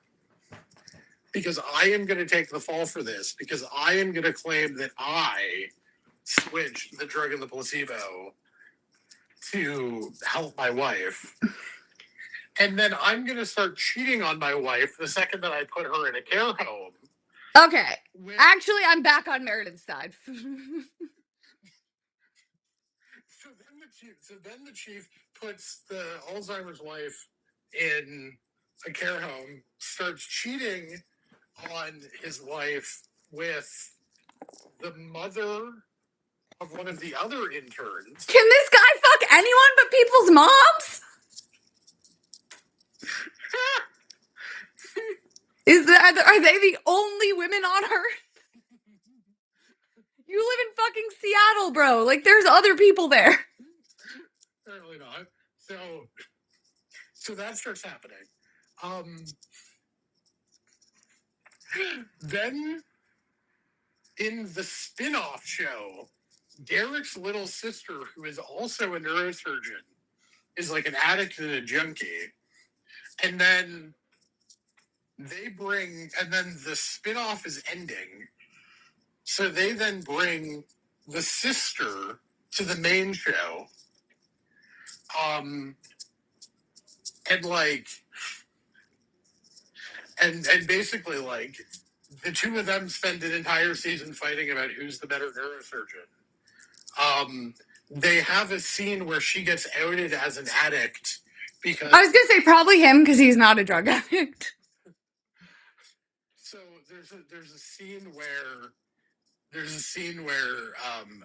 someone that she was in Narcotics Anonymous with, her mother needs brain surgery, and so she just starts screaming at the hospital that I want a different doctor because she's an addict, and like it's so funny. This show is so bad, and then on the side there's two lesbians who just spend like 4 seasons fighting fighting and then getting together and then nearly dying in some new and inventive way. There's an episode where they're singing basically the entire time. Fuck yeah. So No, that is awesome. That I love. I love a good musical episode, and I know that I'm the only one with that opinion, but I love it. Because why not? Let's have a little fun with it. And that's the beauty of network. What's the word? Procedurals. I always say periodicals instead. Procedurals. We can get a little weird with it sometimes. We can have a musical episode. You know what I mean? TV is supposed to be fun. like, what is the purpose? Fun. No. You know what's fun? The live debate episode of The West Wing. Do you mean the greatest episode of television ever written? Oh my god! Imagine if they hadn't gotten Alan Alda to be the Republican. Whoever realized. But that's that whole show. Imagine if Allison Janney wasn't CJ. Like that show would kind of suck. Oh no, but like Alan Alda is just such inspired casting because he's literally just America's grandpa. Literally. And it's like because if it was a like a less likable actor playing the like airsats, likable Republican. And giving him a female chief of staff who's like actually a good female character and wasn't wrestled into being one by a generational actress, I think also helps. Yeah, no, and I mean Vinnick, like the thing about Vinnick is that like he was, I mean, we got like a little bit of the backstory about like the wife dying and him just really like. And dare I say the nuclear plot line is the best election plot line in the show. Well, because they completely like because they don't pick up on the best singles. So the best scene of the show is when Mark Harmon dies and they're playing Hallelujah. But what the second best scene in the West Wing, in my view, is? Okay, I think I'm gonna guess what you're gonna say. I don't know if it's like one scene, but one of my favorite parts is when what's his name? Bruno Gianelli is like, I know Josh, he's not gonna be able to help himself. And you see Josh just having like a neurotic breakdown because he knows he shouldn't do it, but he's like, I'm gonna do it. I'm not gonna do it. I'm gonna do it. And then Matt Santos is like, I'm gonna follow your advice. Political equivalent of Tourette. Yes. And he and that scene also, I think that scene also does a really good job in like making Matt Santos more of a like believable leader because for obvious reasons and plot necessary reasons, he is a little bit of a lost puppy at the beginning, but that's when he really steps up and is like, calm down. Like, you know what I mean? Well, yeah, and the other thing is, and I like that they did this. Josh does relent and gets lucky. Because remember, Donna goes to talk to the Times reporter, Yes. but they already have it. Yep. And then Donna just goes, "No, we're going back to not talking today." Like, so, you know what? Like, we kind of see Josh's resolve break, but he's proven right, and it still serves the purpose of getting the race back to. Ooh, okay. No, Toby's best scene. Look, 17 people is incredible. But one, the cold open isn't as good as I'll bet all the money in my pocket against all the money in your pocket that they weren't looking at coins in the situation room that night. First off, better Toby scene. Second of all, the best Toby scene is, of course, the night of the Iowa primary, the night of the Iowa caucus. Remind me more. Good for all time zones. Yes, yes. Mark Harmon. Oh, the hallelujah scene when he's like, I also think that that's everyone points to the um scene where he bitch slaps that homophobic radio host as like the Jed Bartlett moment. But my favorite Jed Bartlett moment is for the record, crime boy. What are you gonna do? Is the moment I decided to kick your ass. Boy, I don't know. Yeah. Is when I decided to kick your ass. No, because here's the problem. Here's the problem with bitch slapping the homophobe. It's like, okay, cool. So you've just created an incredibly easy character to then slap down. That's not that impressive, right? Yeah. It's why the best Bartlett scenes.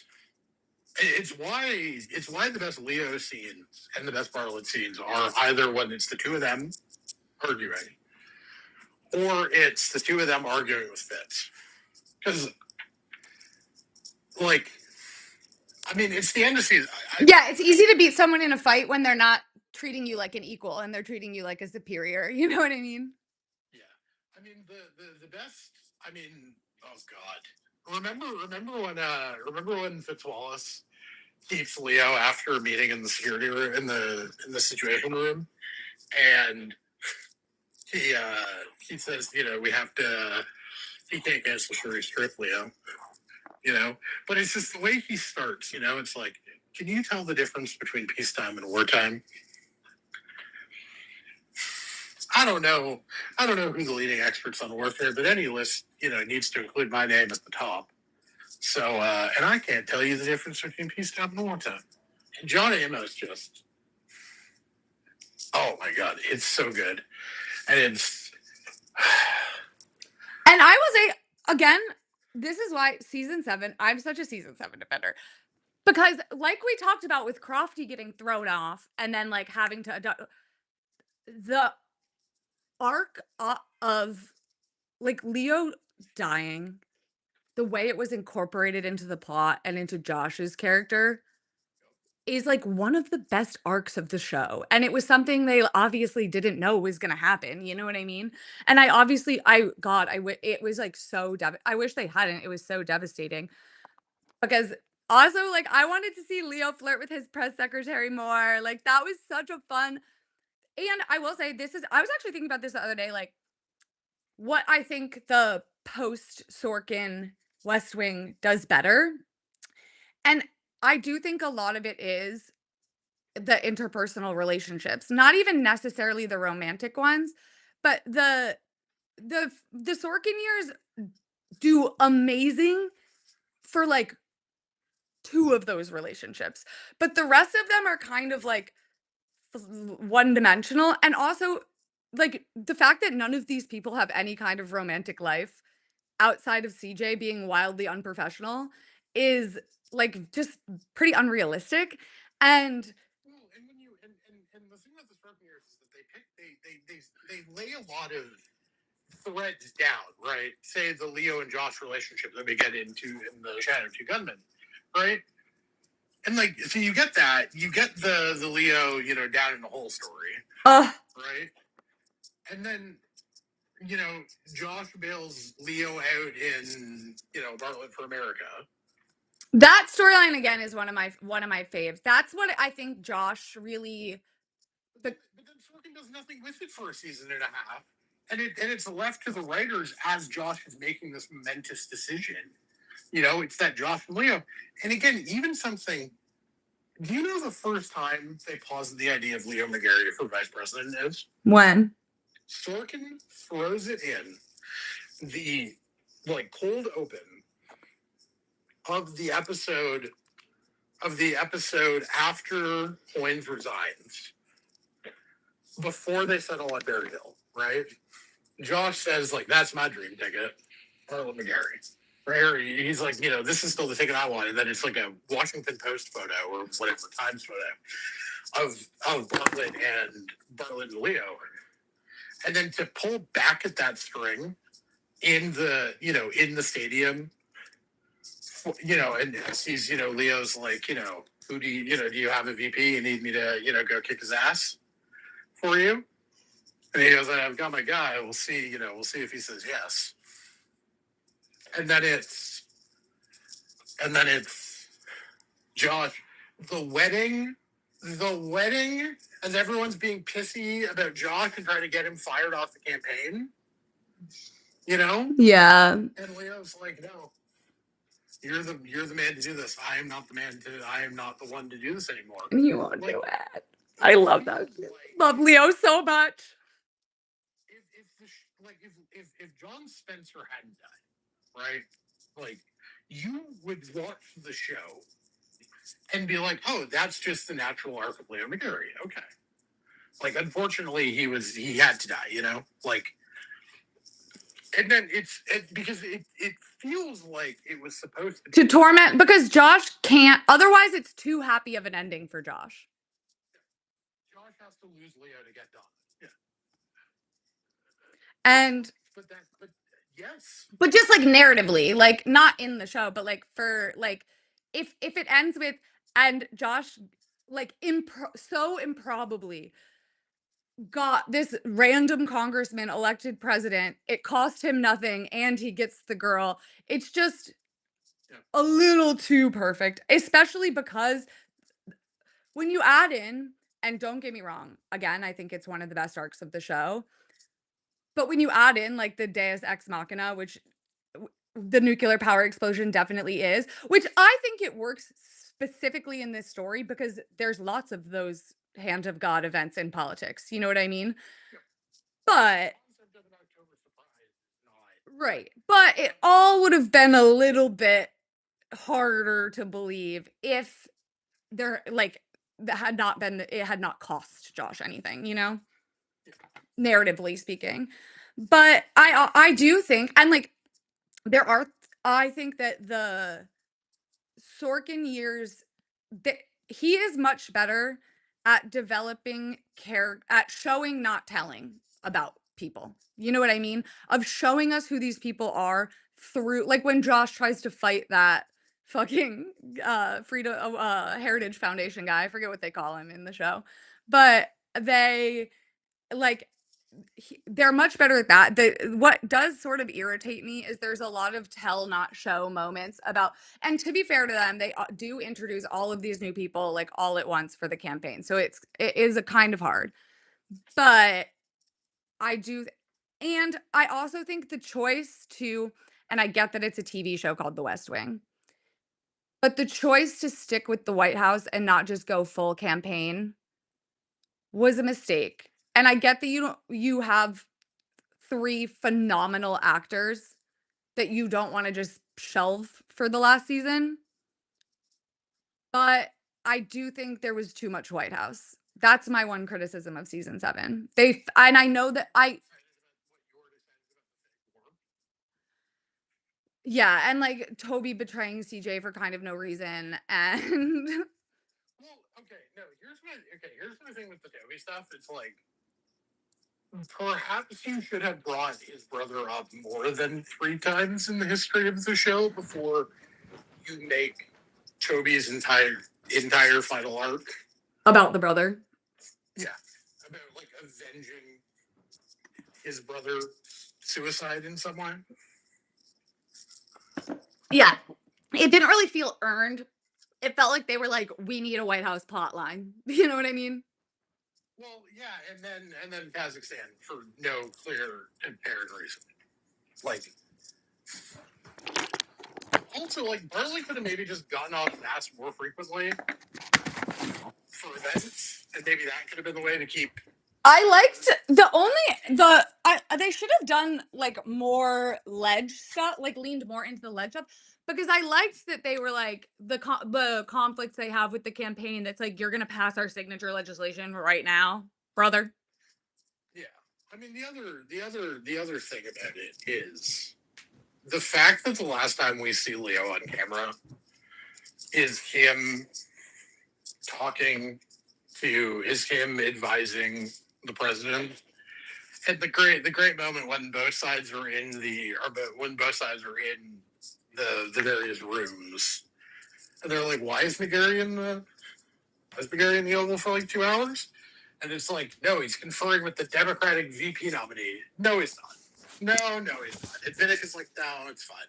I'm not doing this shit because Vinnick knows as well as anybody she's not conferring with Leo McGarry as the Democratic VP nominee. He's conferring with Leo McGarry, His longtime chief of staff and close personal friend. Yes. Like that is the West Wing time jump still angers me. What? The West Wing time jump still angers me. I know. I like it's kind of like a cheap old TV trick, but I like that they gave us the happy ending because from an artistic, like if I was writing a paper about this, I would agree with you. But because of my deep parasocial investment in these fake people, I love the time jump. Well, okay, so here's my thing. It's not necessarily the concept of the time jump, and I do think that like year 6 leading into a deeply uncomfortable midterms is not like the right way to have handled that, right? Yeah. Like the right thing to do is just skip the midterm, right? And it's now fall of instead of it being fall of 2026 equivalent, it's now the fall of 2027. Yeah. And you're getting ready for the midterms, but like or I guess summer of because it's whatever because the beginning. But this is the problem is that they wrote themselves into a hole with the stupid Israel plot line, which is the spring of the 6th year, right? Yeah. And then the problem is like CJ has been in the job for like a year. Donna is still like on crutches and still has PTSD. And then she's just leaving for the campaign. Yeah. Like the problem is that like the one theory I will slightly tolerate is that actually and they fucked up the continuity on this theory. You have to exclude a couple of things that were said. But like remember the like crazy ass like documentary episode thing that they do? Yeah. Yeah, that's where the time jump happens. Because then it's the Gaza fight, and then it's like that's actually spring of the 7th year. Yeah. They refer to the upcoming midterms a couple of times before then, and then ignore the midterms after. Yeah. But like, it's just like you couldn't have done it better, or you would have needed, or the other thing you could have done. But the problem is, I think they were running up on contract problems. They weren't going to get Martin Short for Jesus Christ for 3 more years. They were only going to get him for 2 more years. Yeah. I think the problem, and I think Allison Jay wanted to go do other things. Bradley Whitford probably wanted to do other things. I mean, Toby is like barely in season 7. Yeah. So I think you were running into an actor access problem as much as anything, which caused the time to not be executed properly. The only way you could have done it is have the Gaza stuff happen in like September, October, right? Yeah. Bartlett solves Middle East peace 3 weeks before the midterms, gets a surprise Democratic Congress, and then season 6 is fighting with the new Congress. on all the like legislative priorities that he wasn't able to get through beforehand, and the Congress is and make it a proper ledge fight. Do you think this is too plain to be black tie optional? Apparently, black tie. How does it cover the shoes? Yeah. Okay, that's apparently the big priority in black tie or black tie optional, isn't it? Yeah, it has to be a gown. Yeah, but like, no, it's supposed to like cover all the way to the toes. Like, you're not supposed to see feet. No T length. No, yeah. It has to be a long dress. They're correct. And I love a T length. I love a T length. The creeping of T length into black tie. But black tie optional is so. Madeline White has had a war because she had a black tie. She had to go to a black tie wedding, 7 months pregnant. And You're 7 months pregnant. Wear whatever the fuck you want as long as it's not white. You know? Yeah. And so and like she like knows the bride very well. And people in her comment section were just like destroying her because it's like, you can see a little bit of toe. That's not really black tie. She's 7 months pregnant. I mean, if you were my friend, and listen, I'm very strict about a dress code, okay? If you're my friend and you're 7 months pregnant, you can come to my wedding in pajamas as long as they're the right color. Like, because to even find a black tie dress for a 7 month pregnant person is going to be like really hard. Yeah. Because most people that are 7 months pregnant aren't going to black tie events because that sounds like hell on earth. Most people who are 7 months pregnant are laying down as they should be. Like, what? Oh, poor Madeline. I mean, there are a lot of people, but there's nobody who I've seen outkick their coverage quite so much on pissing people off like the nature of their content. Because the other people I see that are constantly making people mad at them are people who are trying to make people mad. Not even that, but are people who are trying to have earnest discussions about thorny issues, right? So like, um, there's a reason I don't talk about my policy opinions really, because the people on the internet don't like to have good faith conversations. They like to be like, you want to murder people. Well, you remember the time. You remember, I've told you the story of the time I wrote a column saying that Justin Trudeau needs to fire his finance minister, because if we're not going to get rid of Justin Trudeau, the only person you could fire in the cabinet is the deputy prime minister and finance minister, who is like very closely tied to Justin Trudeau.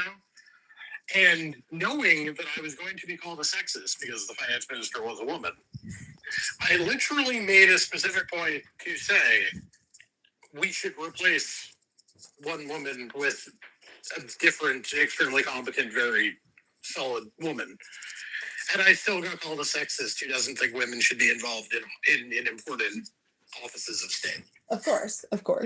Well, no, I remember when you spent 6 months being called a Russian agent because you were like, I actually think Justin Trudeau is going to lose us the election and we should replace him. Which, by the way, I was entirely correct about. Yes! Nobody has ever been more vindicated in the history of time than you with that take. It's actually crazy. The crazy thing is it worked like so much better than it worked out so much better than I ever could have even imagined. But like, I was just like, and you had people be like, what's the difference between winning 30 seats and 100 seats? Well, not in office either way. The difference there is about 70 seats, I would say. Well, one, 70 seats, and two, about 2 election cycles worth of coming back from. Right.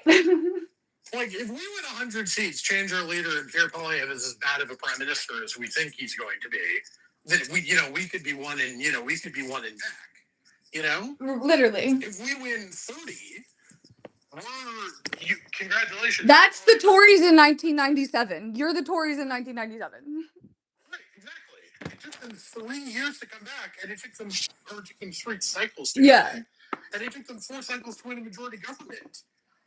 And it's like, and you just have people saying these things, and I'm like, how are you a sentient human being if you genuinely think Pierre Poilievre will enact the same legislation with a 10-seat majority as with a 70-seat majority? Oh, yeah. That's We were doing Western Hour, yes, because that CJ and I have like three things that have inevitably every conversation. yeah, we always have to circle back to politics, Tony Blair, or the West Wing. Or Mercedes. Mercedes is a big one. That is still F1 adjacent, though. I will say, I'll defend us on that one. Um, Yes, but we get back to Mercedes in conversations that have quite literally nothing to do with Mercedes in a weekend where Me and you and me and Connie, it's so funny because it's the same with both of us. In every conversation we have, there will be a segment of it dedicated to Mercedes. And it's not something I talk about a lot publicly because, like, I don't need to. you get screwed. Remember when you said the first time Lewis has publicly Has spoken on to Nico on camera. on camera, that's what it was. It wasn't publicly, it was on camera. And you had everyone be like, he gives their kids gifts. He's friends with Vivian. He's actually he of course he talks to Nico privately. Why are you being so weird about this? And it's like, no. I said the words on camera. Right. It's almost like words have meanings. That's when I first began to suspect that most of these people cannot read. I mean, I saw one like people got mad at a soccer TikToker I follow because in his audio, so he does these like 5 things you missed in the World Cup, day Yeah. whatever. And one of them was like he was referencing an Instagram post made by Ronaldo's sister. He said Ronaldo's girlfriend, and then on the screen as he is saying girlfriend, there's a big flashing sister with like 3 stars beside it to Yep. say, yeah, I got that one wrong. Oh no, you And misspoke then on the the internet. comment section is still full of people being like, that was his sister, not his girlfriend. That was his sister, not his girlfriend. That was his sister, not his girlfriend. Yep. It's like, yeah, don't you think the big sister there was that the clue for you? But you misspoke on and this is like I unfortunately have just had to get over this because one thing about me, I'm gonna misspeak. I'm talking faster than I'm thinking, so I say shit that's wrong all the time, but I'm like, you know what I meant. You know what I meant. And if you don't, then you're an idiot and you can keep going on. But people just love to, and I don't even mind like, okay, like when someone's like, you meant this, right? Like that's fine. Or I think you meant this. It's the 100th comment of the same thing. You know what I mean? Yeah. It, And the thing is that like Twitter, like it's the one problem with TikTok is you can't go in and edit. You know? I'm considering paying for Twitter just so I can edit because the typos, I can't. I suspect that I am dyslexic, and my mom always wanted me to get tested for it, and it just like I never did. And I was like such a good reader and writer that it like never really mattered. Shout out laptops because if I had been in school before laptops were like universally used for writing papers and stuff, I would have been booked. We had this one teacher, I just can't spell. Like I really can't. And I've tried everything. I've tried like memorization is the only way. But I had this teacher that used to make us handwrite our homework, and I would literally write like, I would do it on the computer, I would make it perfect, I would print it out, and then I would recopy it onto the paper, and I would still fuck up, like, transferring it over. And I was like, "This is such bullshit," because it's like, I'm such a good student, and I'm getting a B on every homework assignment because I, like, missed a fucking comma. It was, like, not and I get if you wanna, have spelling and punctuation and stuff count, but it was weighted so disproportionately to, like, the actual content of the lesson. So I remember when we had to do like in class essays, like when we'd have to write them out. Because sometimes with like English class essays, sometimes you're allowed to like bring them home for like tweaks. But Like but like I remember in grade 11 and grade 12, we would just have to like you have the 75-minute period. You have to write, get it done, right? And I remember her saying like, look, spelling, grammar, this shit's not going to be great. Like it's fine. Um, this will only affect your grade if it is disastrously bad. Like, Yeah, that was. as long as I can understand your sentence structures, you'll just get like an A on this section. You will only lose marks if you will only lose marks if it's like atrocious, and that is how I believe that should be. Yeah, and that's how it always I mean, I was an English major, like, that's always how it was, and, like, spelling never, like, mattered really, but also, you know what's so bad is, like, I actually, like, don't really know any grammar, even though my grammar when I write formally is, like, totally fine, and it's because when we were doing the, like, quizzes and when we were learning it, the way the quizzes were set up, it was just I'd read so much that I just knew what was right and what was wrong because the wrong one sound the bad grammar sounds wrong. It feels wrong. You know what I mean? So I could just guess based on like vibes. And so I just didn't pay attention and did that. And now I'm like, fuck you, idiot. I wish I could go back and smack myself. I'm like, you now I'm like trying to learn it on my own. You know what I mean? Yeah, no, the other thing I will say that people don't understand until they do this. Sometimes your memory just fails you in the like funniest ways possible when you are doing something live, right? Yes. So I do not live in the sense of like it's not being broadcast live, but like I do, I guest on like a couple of U.S. politics podcasts sometimes, and like I like once forgot Gretchen Whitmer's name. Oh, I this is the worst for Halfway me. through a sentence about Gretchen Whitmer's chances of like the presidency, Oh no. and it's like there's just nothing you can do. It's Yeah. not that I don't know who Gretchen Whitmer is, No, your brain has just failed you. right? And it's like it's one of these things where like I now understand it a lot more. The like temporary freeze, or like, or you see it sometimes when someone like starts to walk down a path sentence wise, and you realize, oh no, that sentence is failing. They bail out. Like, no, I know it because I've done it and I've seen the cul-de-sac I'm walking myself into, and I'm trying to get the fuck out of it. No, literally, and I will say, like, that is my biggest problem is I often begin a sentence with no idea where it's gonna end, and then sometimes I arrive at the end of the sentence and I still don't know. Right, and it's like so.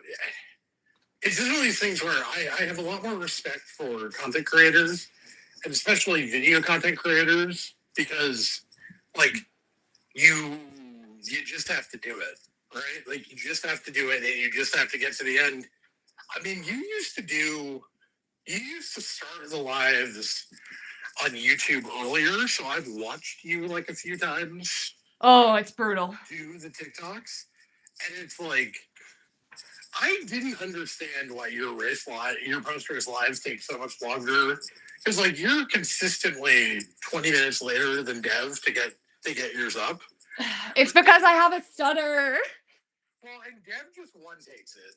Yeah, she can do that because like her brain is I think a lot more organized than mine, but also I have Well, she also takes more detailed notes than you. You just kind of write, "Oh my God, Charles," and well, pray to God you remember what that literally. meant. No, I view very much mine as more um I'm like more of a Stephen A. Smith and Dev is more of a like thoughtful, like informative person, you know?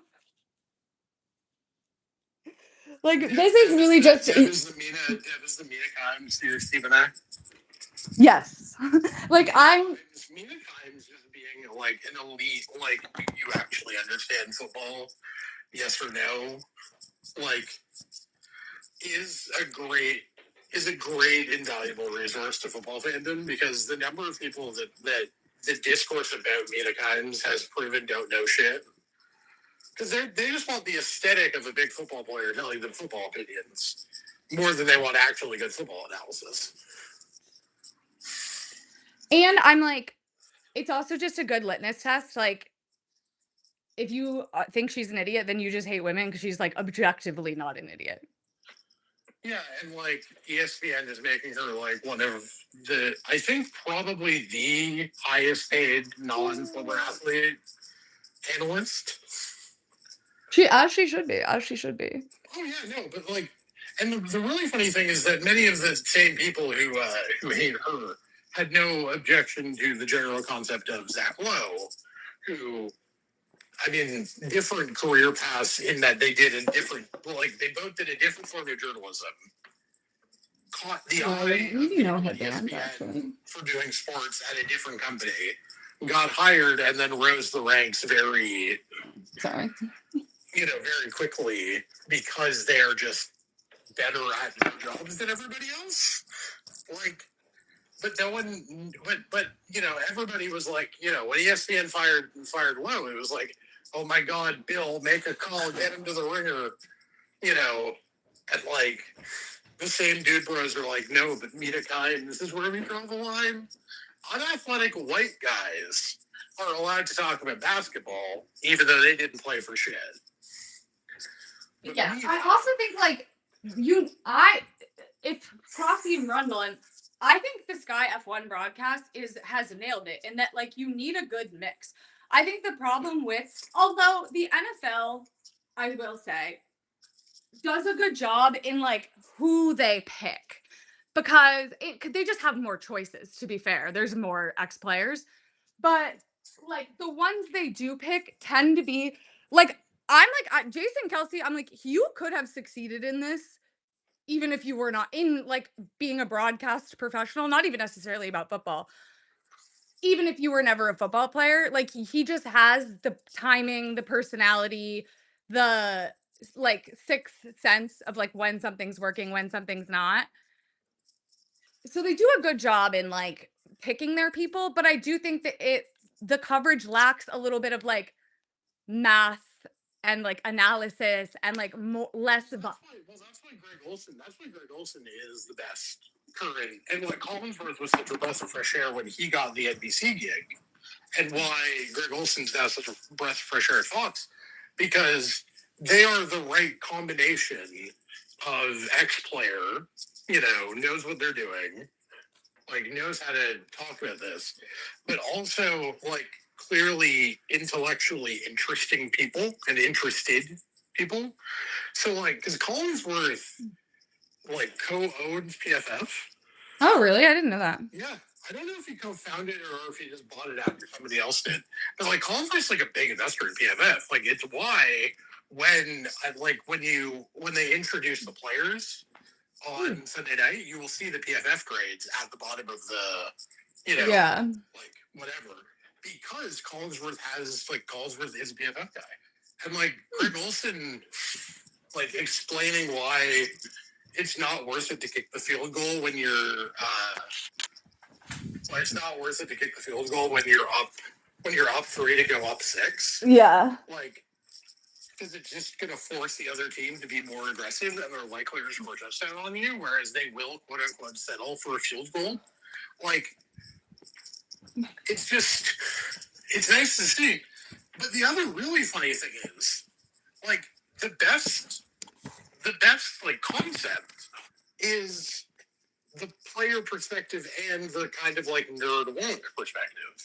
That's when it works the best. And that's why I really wish that they would just give Tom Brady like a morning show because he is great at being Mina Kimes, but he lacks the social emotional awareness to do like the live commentary. You know what I mean?